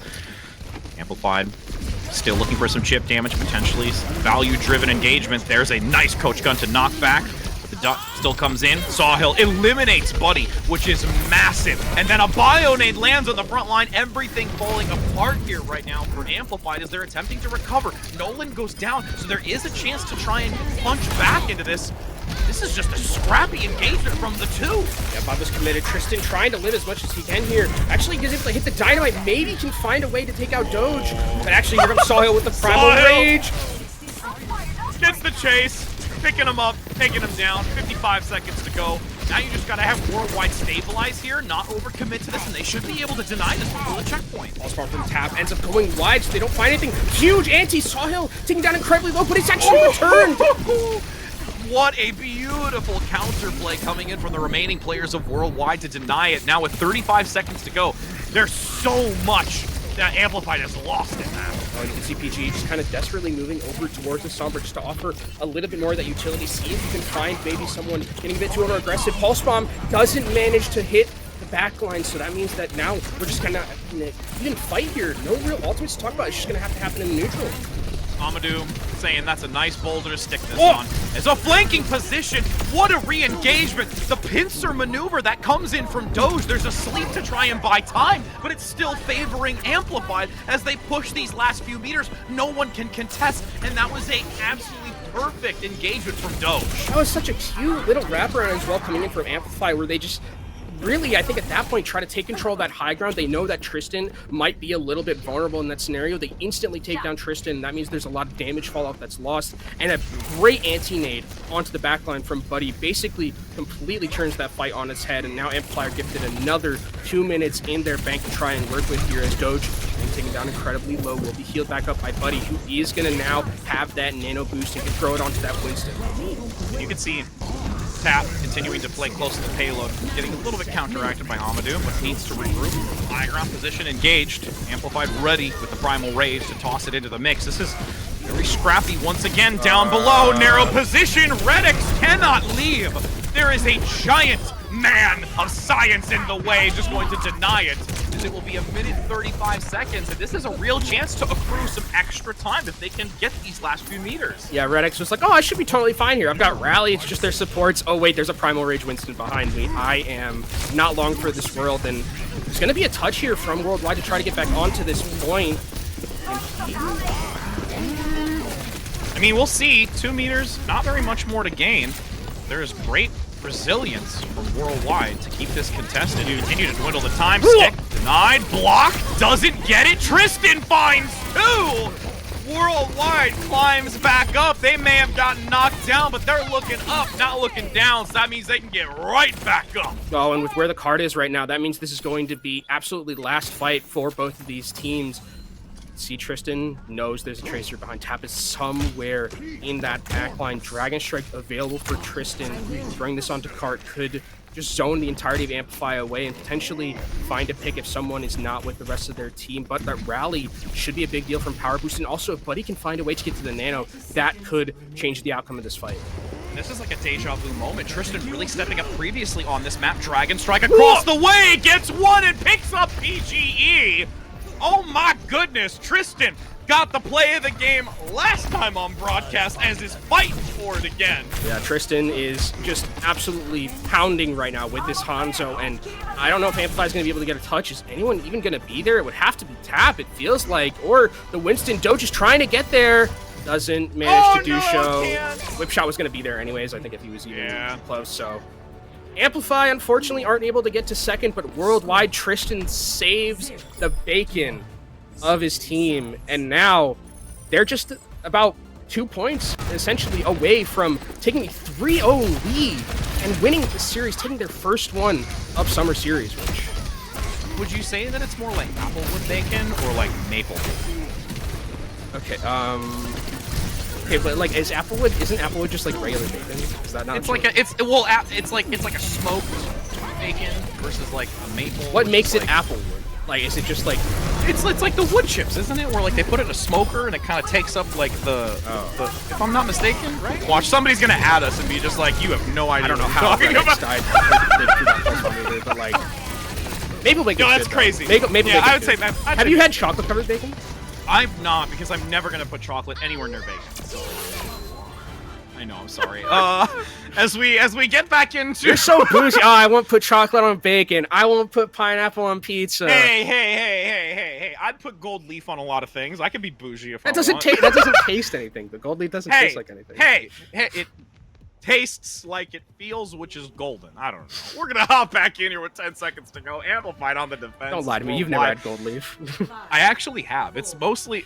We'll talk about that later. But we're going to be getting into this now. It's going to be worldwide on the attacking position. Going to be using that teleporter as well. Taking a different outlook here. And a Bionade actually still lands. Nolan getting extremely low. Yeah, they're trying to maneuver back Tristan up. around. Yeah, they really are. As now they get an opening to try and push forward and see how Amplify is going to respond. Widowmaker here from Tristan. I mean, the thing about the Widowmaker that's going to be good here is you have that ability to use that grapple hook and just, if someone peeks out their head once, you can instantly take it off. You don't necessarily have the same utility as something like an Ashe does, but you do have, on the offensive side, a little bit of an easier time being able to find angles to work with, especially if there's not a Widowmaker on the other side. You can see Tristan can't quite land the shots. A Bionade comes in, bypassing the shield, which is easy for Tap to just take them down. And now you see this dive that's completely engulfing worldwide on the bridgeway, and they are sent packing. Yeah, that was really good patience from Amplify, where they just waited until Tap could kind of go around to the backside, be able to get behind that Widowmaker, and then execute the dive where they could like get that anti-nade in, get the Winston there as well, and then there was just really no way for the Widowmaker to live through that. And you can see Tristan, I mean, the experiment mode is a good idea. I think bring in the Widowmaker at the start, you could potentially find one of those picks, but now going over to the Ashe just to match a little bit with PGE, you haven't really lost anything in terms of your ultimate charge either, so the only thing really that you've lost is that time.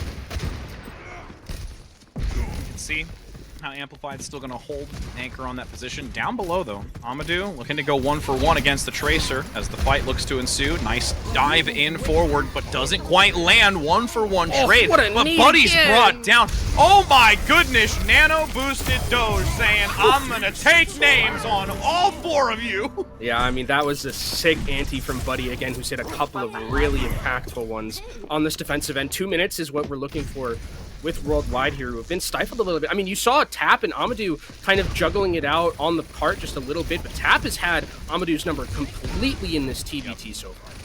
Yeah, and we'll see if there's an opportunity for Amadou to elevate themselves to counteract against it, but the pulse bomb advantage is here for Tap.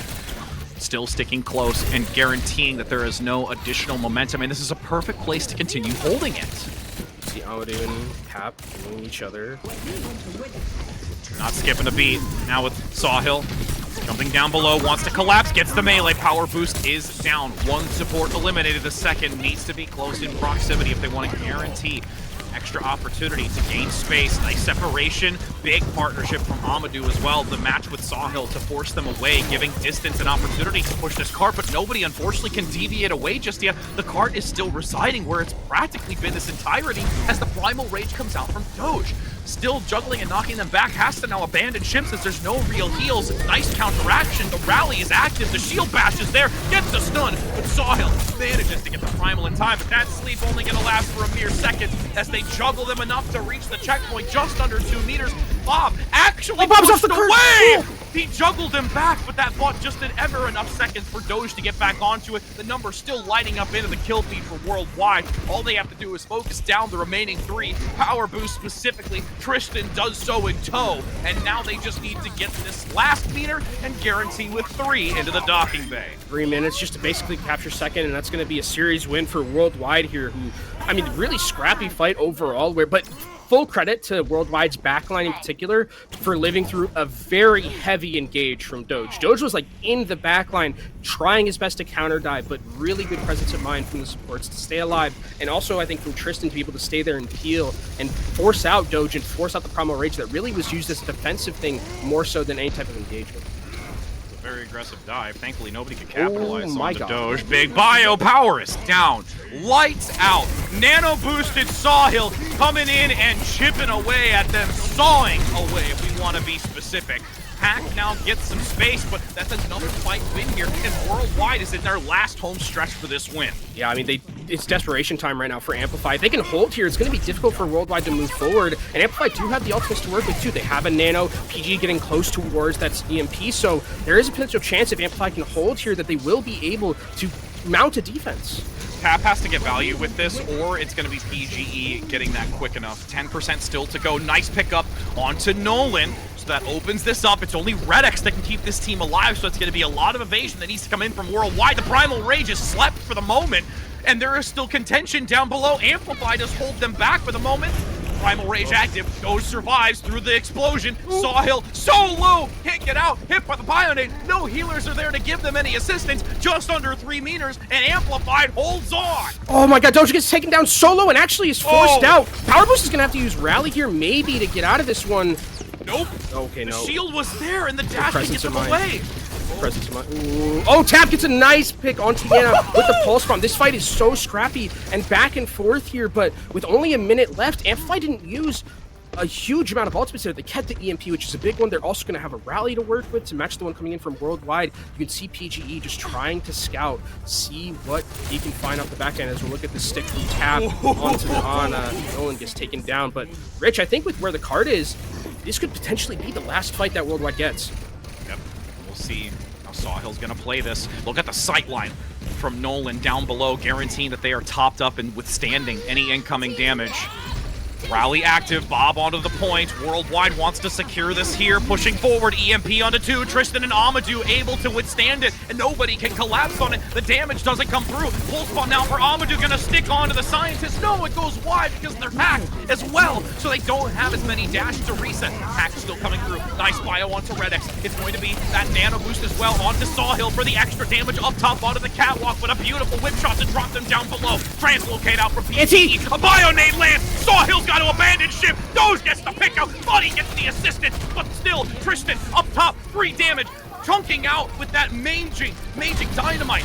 Now dashing forward, gets them picked out. PGE gets for 1, trades back and forth into the overtime. Tristan is about to cause a tremendous turnaround here. Can't quite land the final shot. Still holding on, dashing in. Pulse bomb gets him. Overtime is going to dwindle, but it fought enough for Sawhill. But there's Doge following in after taking down Nolan. Cap and Doge able to get enough to push them back. The Primal and the Hack won't be able to last for too long here. This is Amplified coming in big, wanting to deny them this completion. They will not go down without a fight. The overtime shall vanish as it brings us to another match. What a scrappy fight at the end there. It felt like it could have gone either way. I thought Tristan had it with the positioning that was there, but Tap was able to move around so well on that cart, not taking the damage from the Ash on high ground or the dynamites, manages to get the stick, and that's all she wrote. Amplify survived to fight another day, potentially start our reverse sweep from here.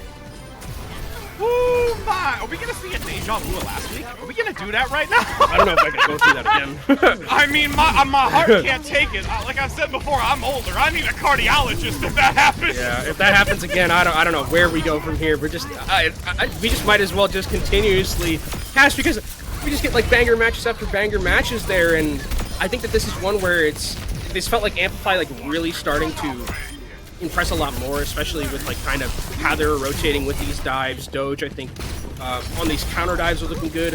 The other thing I really liked about Amplify here was their macro decision making, where there were a couple of times, I think in those first 2 maps, where they used a lot of ultimates, like really in moments where they didn't have to. Now in a map like this, they were able to kind of keep cool heads, keep very key ultimates like EMPs, like nanos for those perfect times when they like needed them to win. Because if you get behind, especially with these compositions where like, you know, nano is so important, EMP is so important, primal, so if you're just using them kind of willy-nilly, you are going to end up losing and just fall behind in terms of that macro, and it's going to be disastrous. And again, this is a momentum opportunity. Amplified able to pull it out despite the challenges that they had in front of them. You would have loved to see Worldwide close this out, not only just for the stats, but also for the confidence booster. So they cannot yet sit back in their chairs comfortably. They still have to keep their wits about them. And again, another map that's going to be coming up. We have, I think, a lightning fast response on where we're going, and that's going to be Coliseum. Ooh, okay. This is interesting to me because we have seen Reinhardt be played by Worldwide. They did play. Yeah. There's rush potential. I think there is. I would imagine that's what they're gonna do, especially with Emeren. I think coming back in the lineup, which we do, I think has been confirmed here. Emeren's gonna be coming in for Tristan, and Emeren was someone who played, I believe it was the May earlier on in the series. So maybe this is a rush angle for this Worldwide team. And we have an adjustment once again, swapping it. Tristan now going to be going out. We've got Emeren coming in. So we get to see their face once more to play and looking to see if that can contribute to solidifying this and not allowing it to go the distance and denying us another glorious 5 map. I mean, it feels like it's a curse for us to get those 5 maps. Yo, hey, is that really a curse? I'm here for it. Yeah, I mean, it might not even be a curse. It might be a gift, but I'm here for all these 5 map bangers that we usually get. I mean, we got them when we did Owl too. We always just got 5 mappers. So absolutely. I can't wait to see what kind of see from both these teams, because again, this is a map where I think that like early on when we saw Coliseum and Overwatch 2, like Reinhardt was like super important on a map like this. It kind of has always been a little bit more of a brawly style of map, more so than anything else. Like Ramatra is something that we see a lot on this map in particular. So is there going to be that Reinhardt look coming in from Worldwide that we saw a little bit earlier? Is there going to be kind of just like a handshake where they just go Ramatra or go Winston? That'll be something that I think determines this. And I think that now if Amplify is going to be going to a map like this, they have to be aware that like Reinhardt's going to be a possibility, especially because it's Coliseum. Yeah, and just understanding how they're going to counteract against that, because this is probably one of the most possible neutrals of neutral map that you can play, because if you get the advantage and you reset back to the default, this is just Worldwide's map to flourish in, really. I mean, you're definitely right there. I think that this is a map where the first pick usually like is incredibly impactful in terms of like determining the first fight, or like not even the first fight, but like probably just the win in general. Like a good amount of the time, like this one corridor, like that I call the podcast corridor at the start, is just kind of they just jockey for position. Whichever team gets a pick or makes a mistake first usually ends up losing that, and that's just a ton of momentum on a map like this, where especially when you're trying to get back into the game, you can always, if you're the defending team, just sit in that corridor and just reset and just wait patiently and just like force out ultimates or force time away because you're already in the lead. And it's always really been that way because of just the architecture of that double wall there, and there's not really like an overhang that you can easily access. So it's so dangerous for you to take that flanking long angle, because you'll either get caught out, or it's too risky to separate from your team, or you're not contributing value, especially with what we see with a lot of Lucio play. They continue to maintain that wall position. They try and pepper in some damage. So there's a variety of things that we're going to see. But as we do have these doors open, I hold my breath. Will we see the Rhine? We're not going to see the Rhine. It's going to be a ram off. Yeah, this is a ram handshake. I'm just hearing also when you're talking about the glass wall, I'm just hearing Spilo say, remove the wall. You just think about removing the wall. I always think about that when I look at this map. But here, as we start things off, I mean, this is going to be, again, kind of where we just have these two teams jockeying for a pick at the start. It is May and it is Sojourn, so they do have one pick potential between both of these heroes, right? May Icicles kind of don't have fall off. You can get a lot of, if you just did like a headshot onto like a backline member, it could cause a lot of damage, and with the amount of poke, it usually is guaranteed a kill. But yeah, we're just going to, I mean, this is just how it's going to be for a little bit. They're going to jockey for positioning. Maybe an anti-nade comes out to really just force a team to play a little bit more aggressively, but you won't see much beyond poking here, I think. All I'm hearing is it's been a minute already, so I know, right?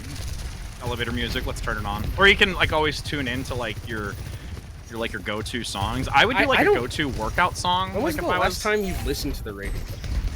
Oh, I listen every day on the way to my work. You don't listen to like your iPod or your like. No, I do that when I go to the gym and on the way home. But in the morning, I just turn on like the early morning mixes and I just kind of like change it up a bit. Okay, I can see that. I'm also older, so I'm used. You to are radio. older. Yeah. You still have your cassette tape player? Hey, yo, whoa. It's in a box somewhere. I knew it. As we do continue to see these two pepper away at each other consistently for this neutral position, no one yet gaining any meterage. The big thing is that Emerin is light years ahead right now in Blizzard, but that's a nice anti. Like, I mean, maybe it can be capitalized on with the nano boost here. But actually, PG finds Adamu. That's a huge pick. Yeah, they didn't get the healing on Adamu so much quick enough, really, for them to be able to come back in at full health, which is why they were able to get the body onto that. And now pushing back, beautiful sleep to slow this momentum forward as they hold on to this. It's actually still neutral for the moment, but with the pickup from Tap onto Sawhill, you've lost your tank. No more ability to deny incoming damage. This is now finally a win for Amplify. Also, Emerin used the Blizzard there, and that might be a bit of a tricky situation as Yanti comes in, getting taken down low. I mean, Ramatra's dead, but I don't know if there's a way back into this. Maybe there's a way if they're able to take down Tap before Tap can get this Blizzard off, but beyond that, this is going to be Worldwide having to retreat here and giving up their advantage, and now Emerin is dead, so it's definitely a fight retreat for Worldwide. Yep, they need to try and reset their bearings, find an opportunity to stabilize. Oh no, the separation here is going to put insult to injury. This is going to be so bad if they get the pickup onto Red X, who's just skirting away, barely escapes.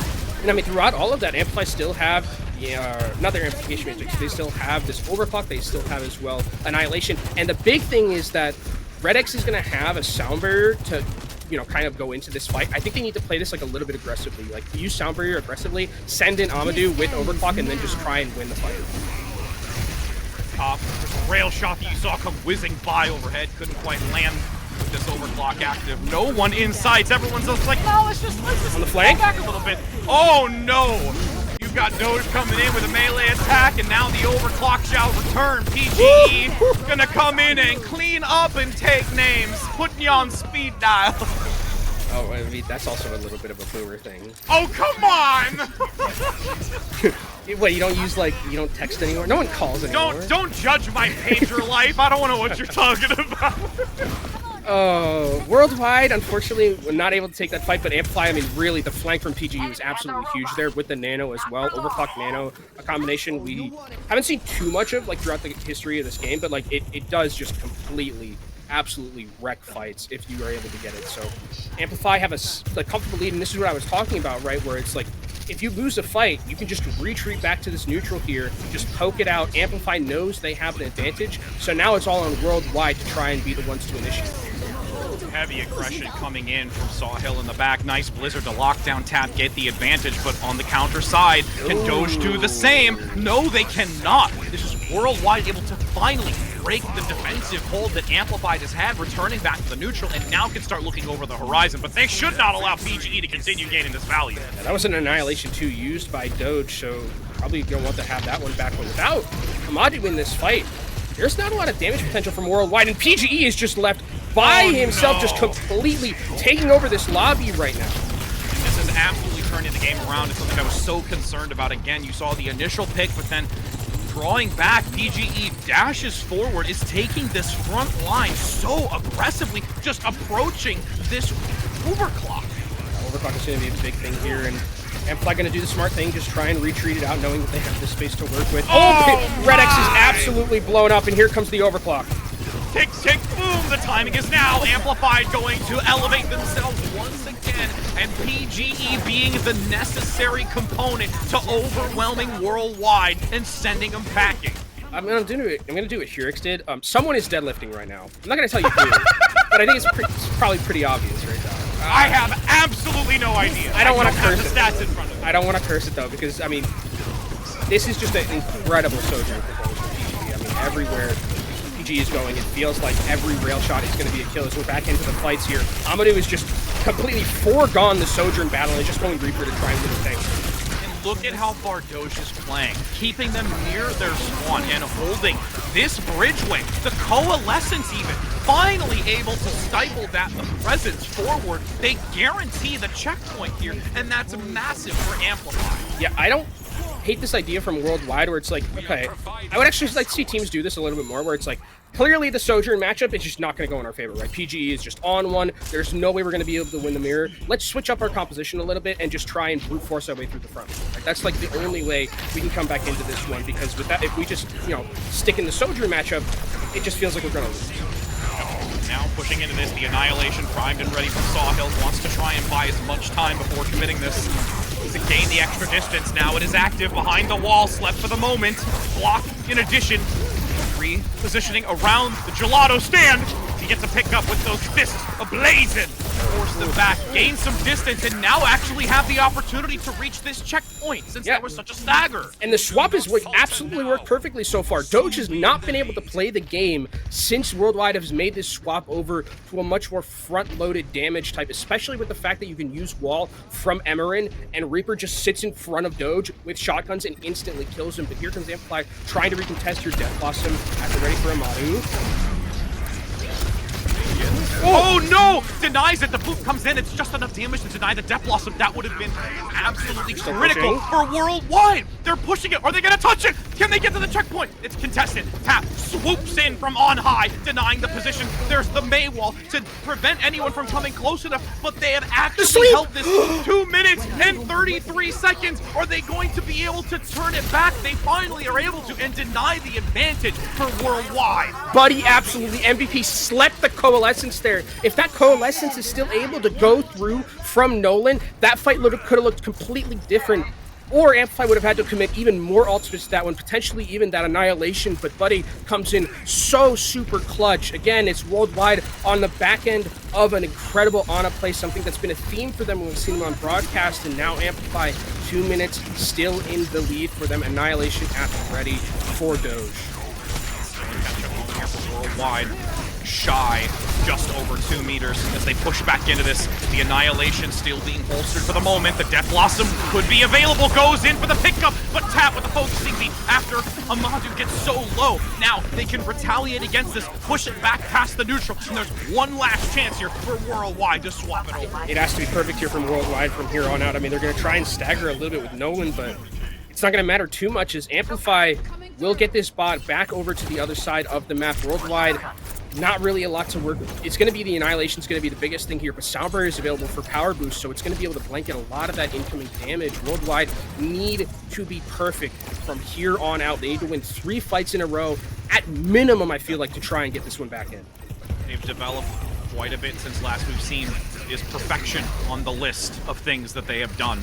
Now the flanking maneuver, they do go in, nice damage onto power boost, but there's a double kill coming in from Doge. They overwhelm them. This actually could just be the nail in the coffin for Amplify to enter into a map 5. Pulse Mom misses, doesn't manage to find anything. Tap is just trying to juke around here on this Tracer, will just end up retreating, and Worldwide get another chance to continue this map along. If they can maybe find some staggers here, we should get a little bit more of a chance to be able to push forward. But I think if you're Amplify here, you just try and get out as much as you can and then fight them here on the bridge while you have control of this high ground to work with, because you still have a huge ultimate advantage here if you're Amplify.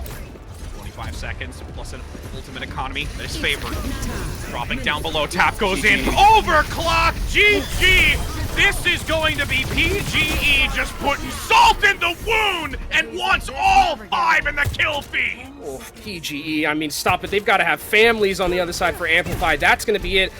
I think it's just a lonely Tracer from Amadu that can try and touch and progress over time. Not even going to make it there. We're going to map 5 after a absolutely Sojourn masterclass from PGE. Didn't manage to get the deadlift, but basically had it throughout the entirety of that map just until the very end, and going to get the play of the game. Not really shocking.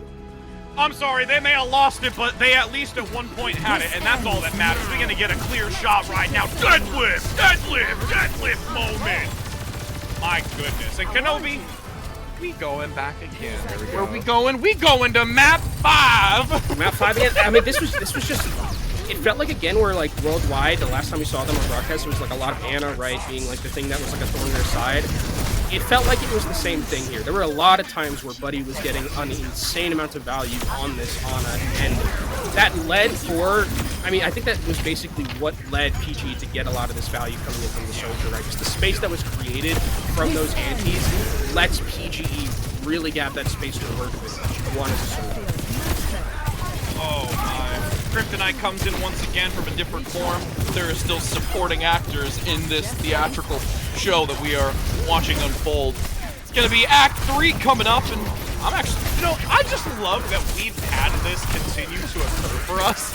Because it just makes me just so much hopeful for like, hey, how's today gonna go at work? Oh, today's gonna go great. We're gonna hit a map 5, and we're just gonna have a thrilling engagement. It's so weird because the last time we had map 5 too, it was like, oh, this one team like won both of the first 2 maps super convincingly. Then the other team came back in, and now we'll see if there can be that completion of a reverse sweep, or if we're going to be ending up, happening what happened with Strix and Timeless that last time, where it ends up being a denial of a reverse sweep.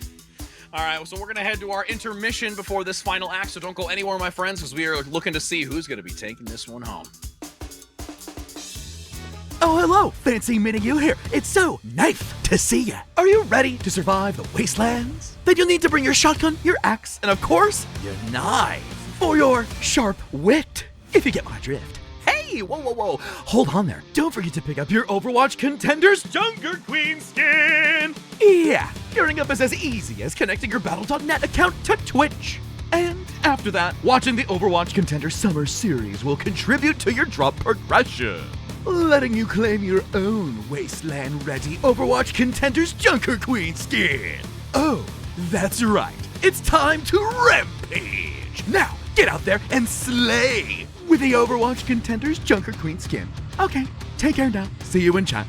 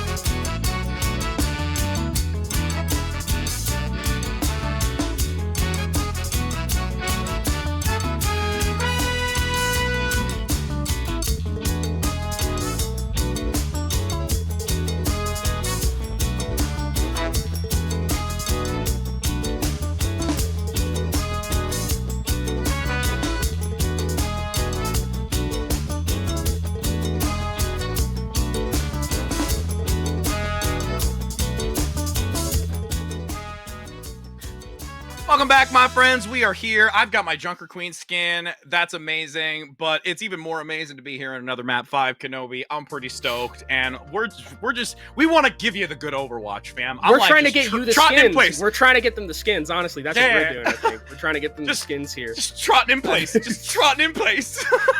You have way too much energy for, like, me. It's because I get excited for this. Are you kidding me? Oh my god. But yes, map 5. We have reached another pinnacle moment. We had the same thing with EMEA, where it's like always the first games like go the distance, and we're going to be going into the frigid wastelands that is the Antarctic Peninsula.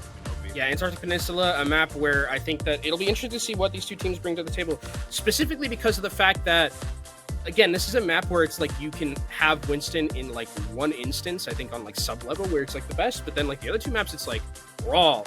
And based on Coliseum, there was a lot of brawl, and I think that Worldwide, not Worldwide rather, but Amplify really started shredding their stuff on that composition. And if PGE can continue to perform on the Sojourn like he was performing in that Coliseum map, this is going to be a pretty scary situation for Worldwide to get reverse weapon.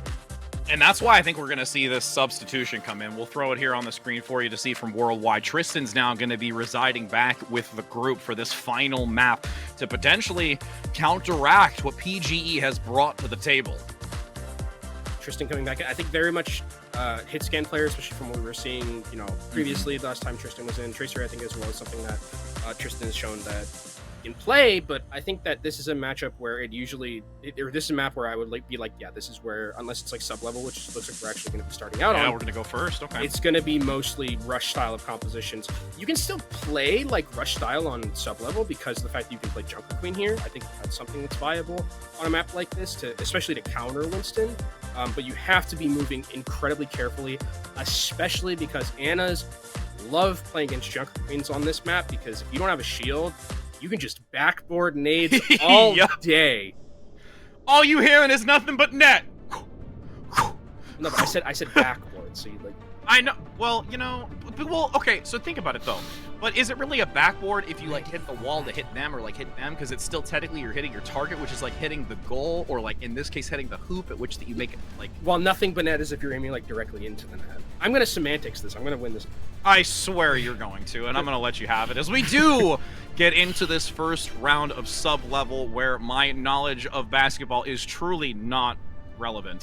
Hey, I played soccer and I played football. Talk about those and we'll be good. But basketball was never my forte. I don't have the knees for it. Oh, I believe me, I didn't either. But Worldwide, coming out on this is just, for Amplify, this makes a lot of sense, bringing in the same composition that they won on Coliseum. But Worldwide, bringing in a Torbjorn to start things off with the Reaper. This is a lot of front-loaded spam damage that you have here for Worldwide's composition. And for Amplify, they have to really careful maneuvering around this because if they want to go into the teeth of the team, they're going to get blown up. So it really is going to be on tap and PGE to try and find some sort of pick, some way, because they can't really fight mano-a-mano on the ground against this Worldwide competition. Yep, you see Worldwide have the high ground dominance, now transitioning below to take the advantage, but PGE already gets Redix, and again, this Sojourn play is yielding value out the gate, and this is something that we cannot allow to keep happening if Worldwide wants to take this. And the thing is like if Worldwide is going to play this composition, look at their DPS. They don't have a way to get to PGE. There's literally, unless they are going to like speed onto him and just completely dive, there's no way to block any of the sight lines. There's no way to really contesting sidelines either. So that's just going to be free for PGE, who you cannot leave alone playing as well as they are. And now you can see Emerins going on to the May just to offer some sort of ability to change the geometry a little bit, potentially put up a wall in front of PGE and make them rotate around. That's enough. The equation here. PGA has been able to do up top, continuing to find sightlines between those ice pillars. Coalescence active.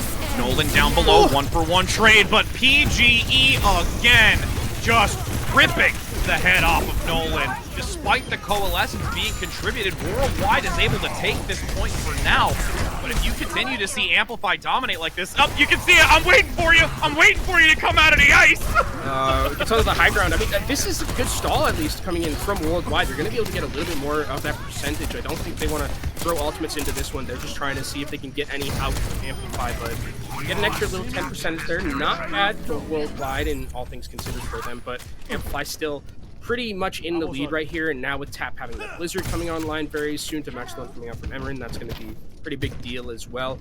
The big difference is that Redix is going to have the sound barrier, so there's going to be a lot of potential for Worldwide to really overwhelm Amplify here in this next fight if Redix needs that sound barrier. Separation so far forces out.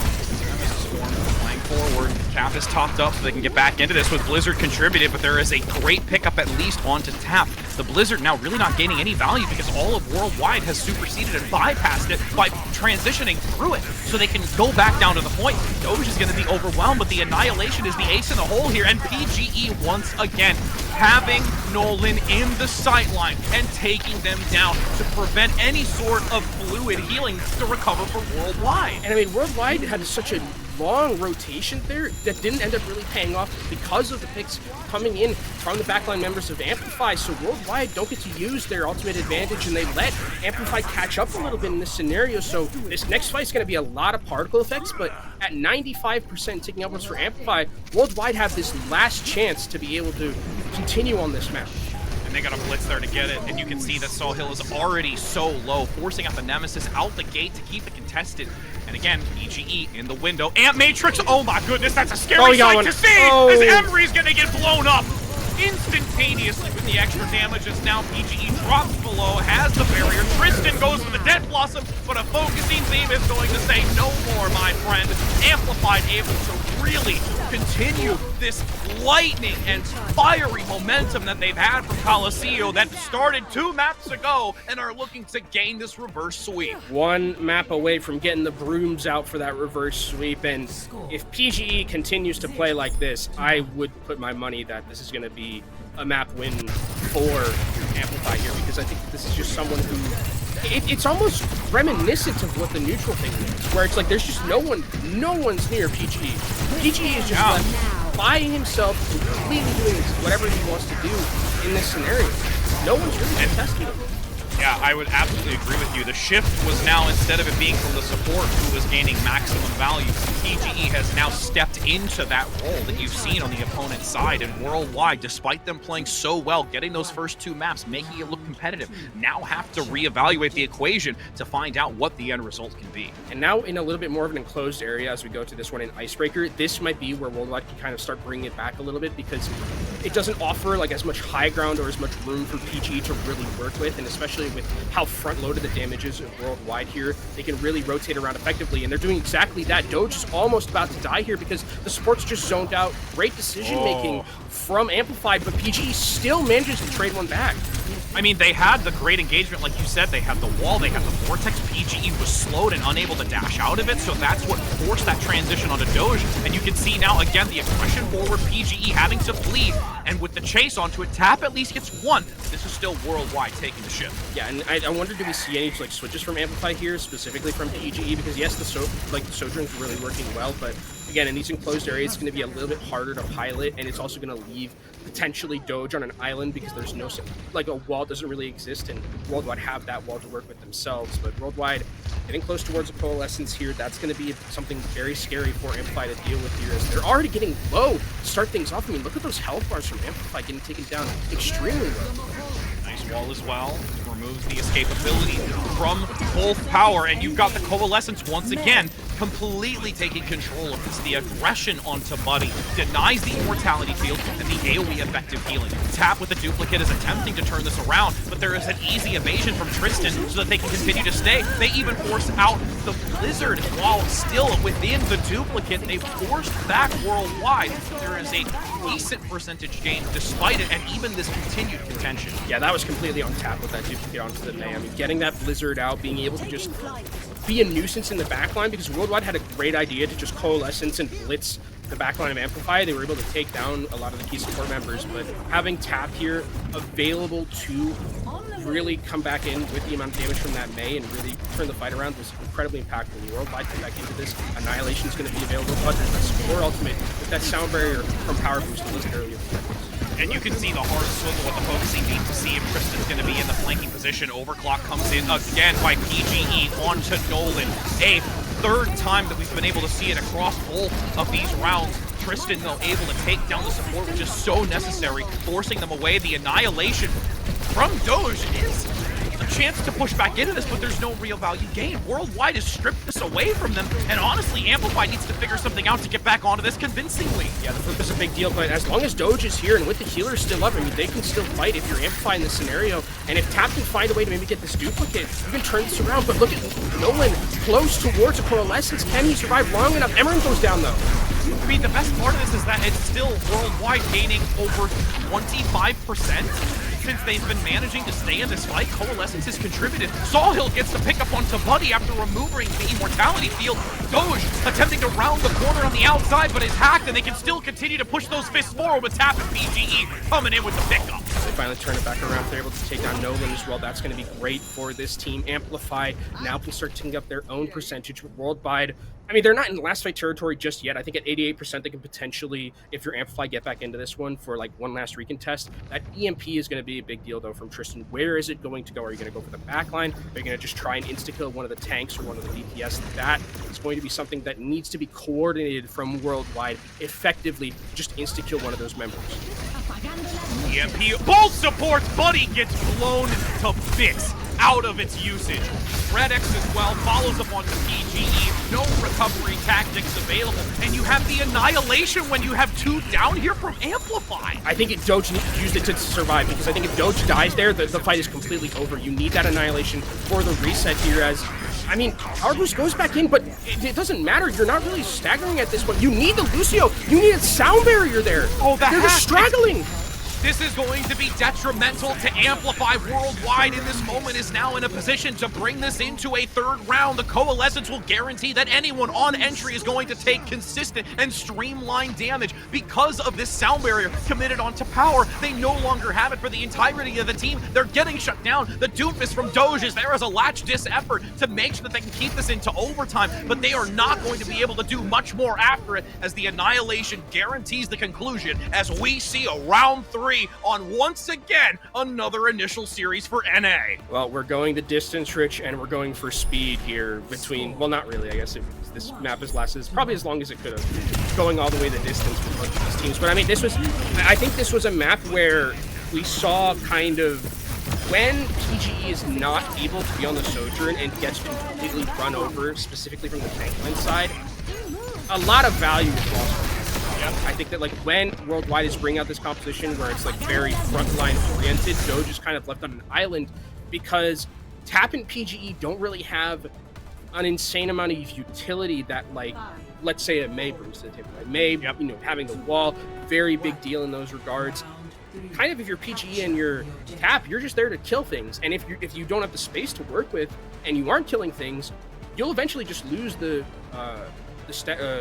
just the fight because of how elongated it is. It's almost poetic, too, that we're entering onto labs. We've talked about the evaluations of the equation for Worldwide and how they want to see the adjustments they can make to gain the conclusion here.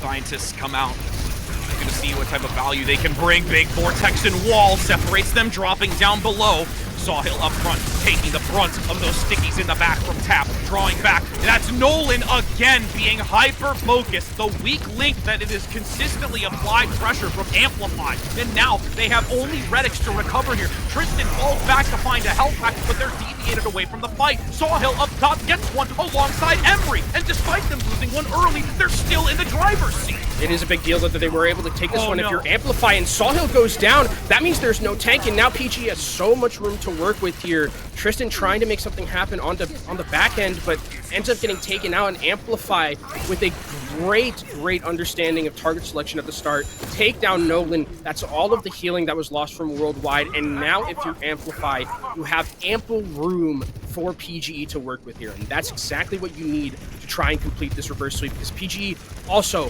very close towards that overclock, and Buddy sitting on that Ant Matrix. That is a deadly duo that Worldwide does not want to see. Forward Sawhill, they're going hyper-aggressive. Nice wall denying PGE accessibility to sightlines, having to maneuver. Oh my goodness! I just held my breath for a moment because that would have looked real dangerous. Redix now coming in with a 2-piece as the Annihilation is active. PGE gets picked up. Nolan gets their revenge after previous fight. And now Doge has only 2, but that's not going to be enough.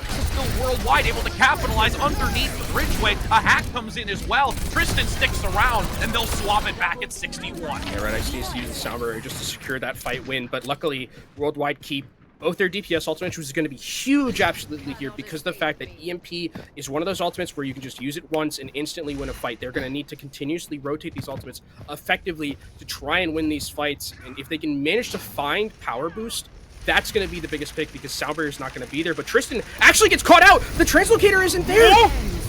Oh my goodness! No, it's a disaster. They've lost the opportunity. The overclock is there. It was a micro pixel of health on Doge. Sawhill shuts them down, but it's not quite yet determined that they will be able to turn this back around since Amplify when Tap comes in with 2. It is disastrous to lose Tristan this early, and they have to look for another fight. That was just so unfortunate. I don't know what happened there. Maybe like the translocator just wasn't there, and Tristan ended up throwing it away. I almost got sick from watching PGE do that, but Tristan just threw the translocator, didn't have one, and just instantly got vaporized by the entirety of Amplify, who use a lot to get back into that fight, and the EMP is still available for Worldwide, but the biggest thing is the poke is in favor of Amplify here, and their heroes are so good at doing that. And Rich, I think this is last fight territory here. If Amplify win this fight, they're going to be able to complete this reverse, so this EMP has to be easy. Really is. You can see Tristan lingering in the back, agile and stealth. Oh, he's scouting. Getting hit by the tri-shot again! Gets the translocate. The EMP actually lands onto 3. There's the immortality field from Bunny trying to keep Power Boost alive, but it's completely shut down, and the hack comes in after the reposition, so it's going to be Worldwide shutting down Amplify, denying them from getting it in this fight, but they still have a long road ahead of them to get this counterplay. I mean, this is just so close. I thought Tristan was absolutely about to get blasted by Tap there, but somehow manages to find a way to get the EMP off as well, and Worldwide live to fight another day. 60% and ticking up for them. Coalescence available. We've seen how aggressive Nolan can be with these. That's a nice wall. They don't manage to find the kill.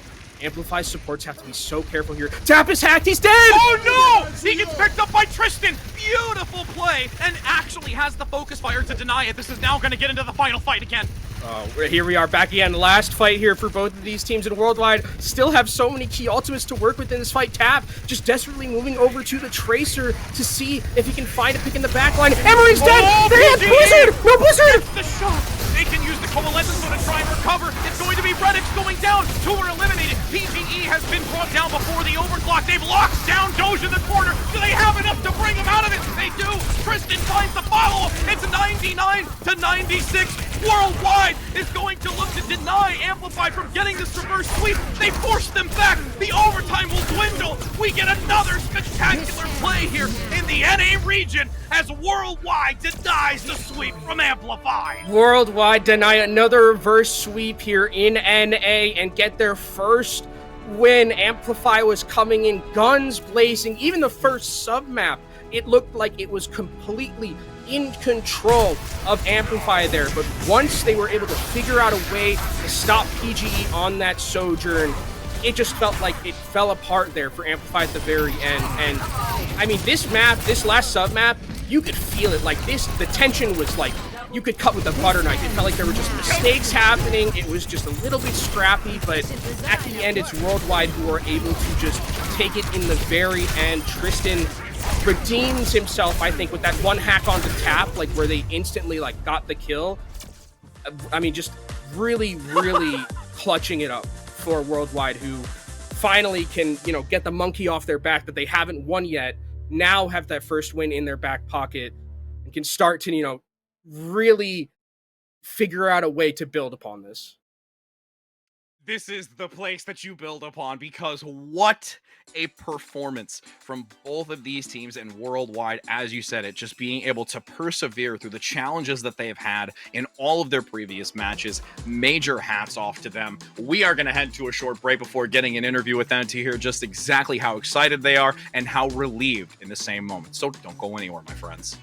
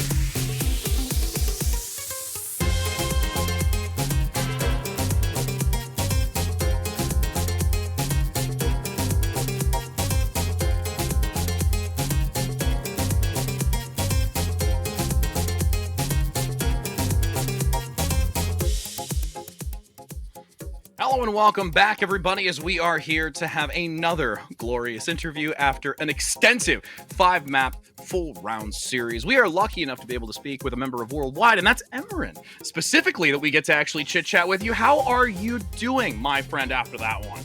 I'm feeling great. It was a really hard match. Absolutely. No, seriously, I can't even believe it. Kenobi and I are just losing our minds here.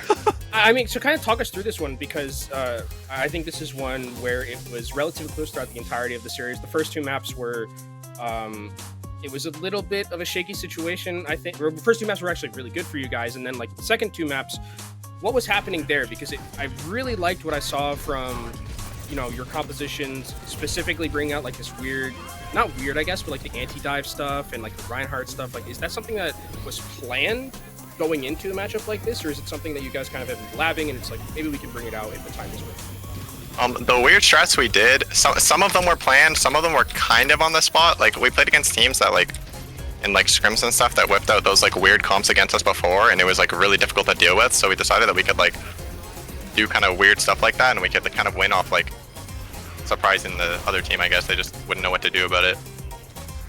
It really was a surprise. I mean, there were several occasions where Kenobi and I really commended the idea of doing that, because everyone is so used to seeing the, you know, the mirror or, you know, the standard of what we've been seeing so far, but you've really been able to play it proficiently. So now as you went through these first couple of maps, you're feeling really good. You're finding yourself on this map win, really, and then things start to shift away from you. What's the communication between you and your team as it starts to shift the other way? It was honestly, it was pretty much the same, to be honest. We kind of have a 0-0 mentality where like every map is 0-0, and it's like, I mean, it's not like we were like fully like there. I guess if we were start losing, like we might get a little bit tilted, but we still kept it in and everything. So then, you know, take me to map 5, because map 5, it starts off and it's like it kind of looks like map 4 where it's like PG like really popping off, and then was that one that you kind of like thought to yourself it was like, this is like a very good Sojourn map and we can probably like bring it back on the other 2? Like, was it just like calm and collected in comms, or was there like a little bit of just like, oh man, very close to getting a reverse swept here? Like, how was it like in the communications between you when you get to like that 3rd map and it's like, okay, we just have like this one thing to play and we should be going? Wait, do you mean for the 3rd map or the 5th map? The 3rd, like the 3rd sub map on the 5th map.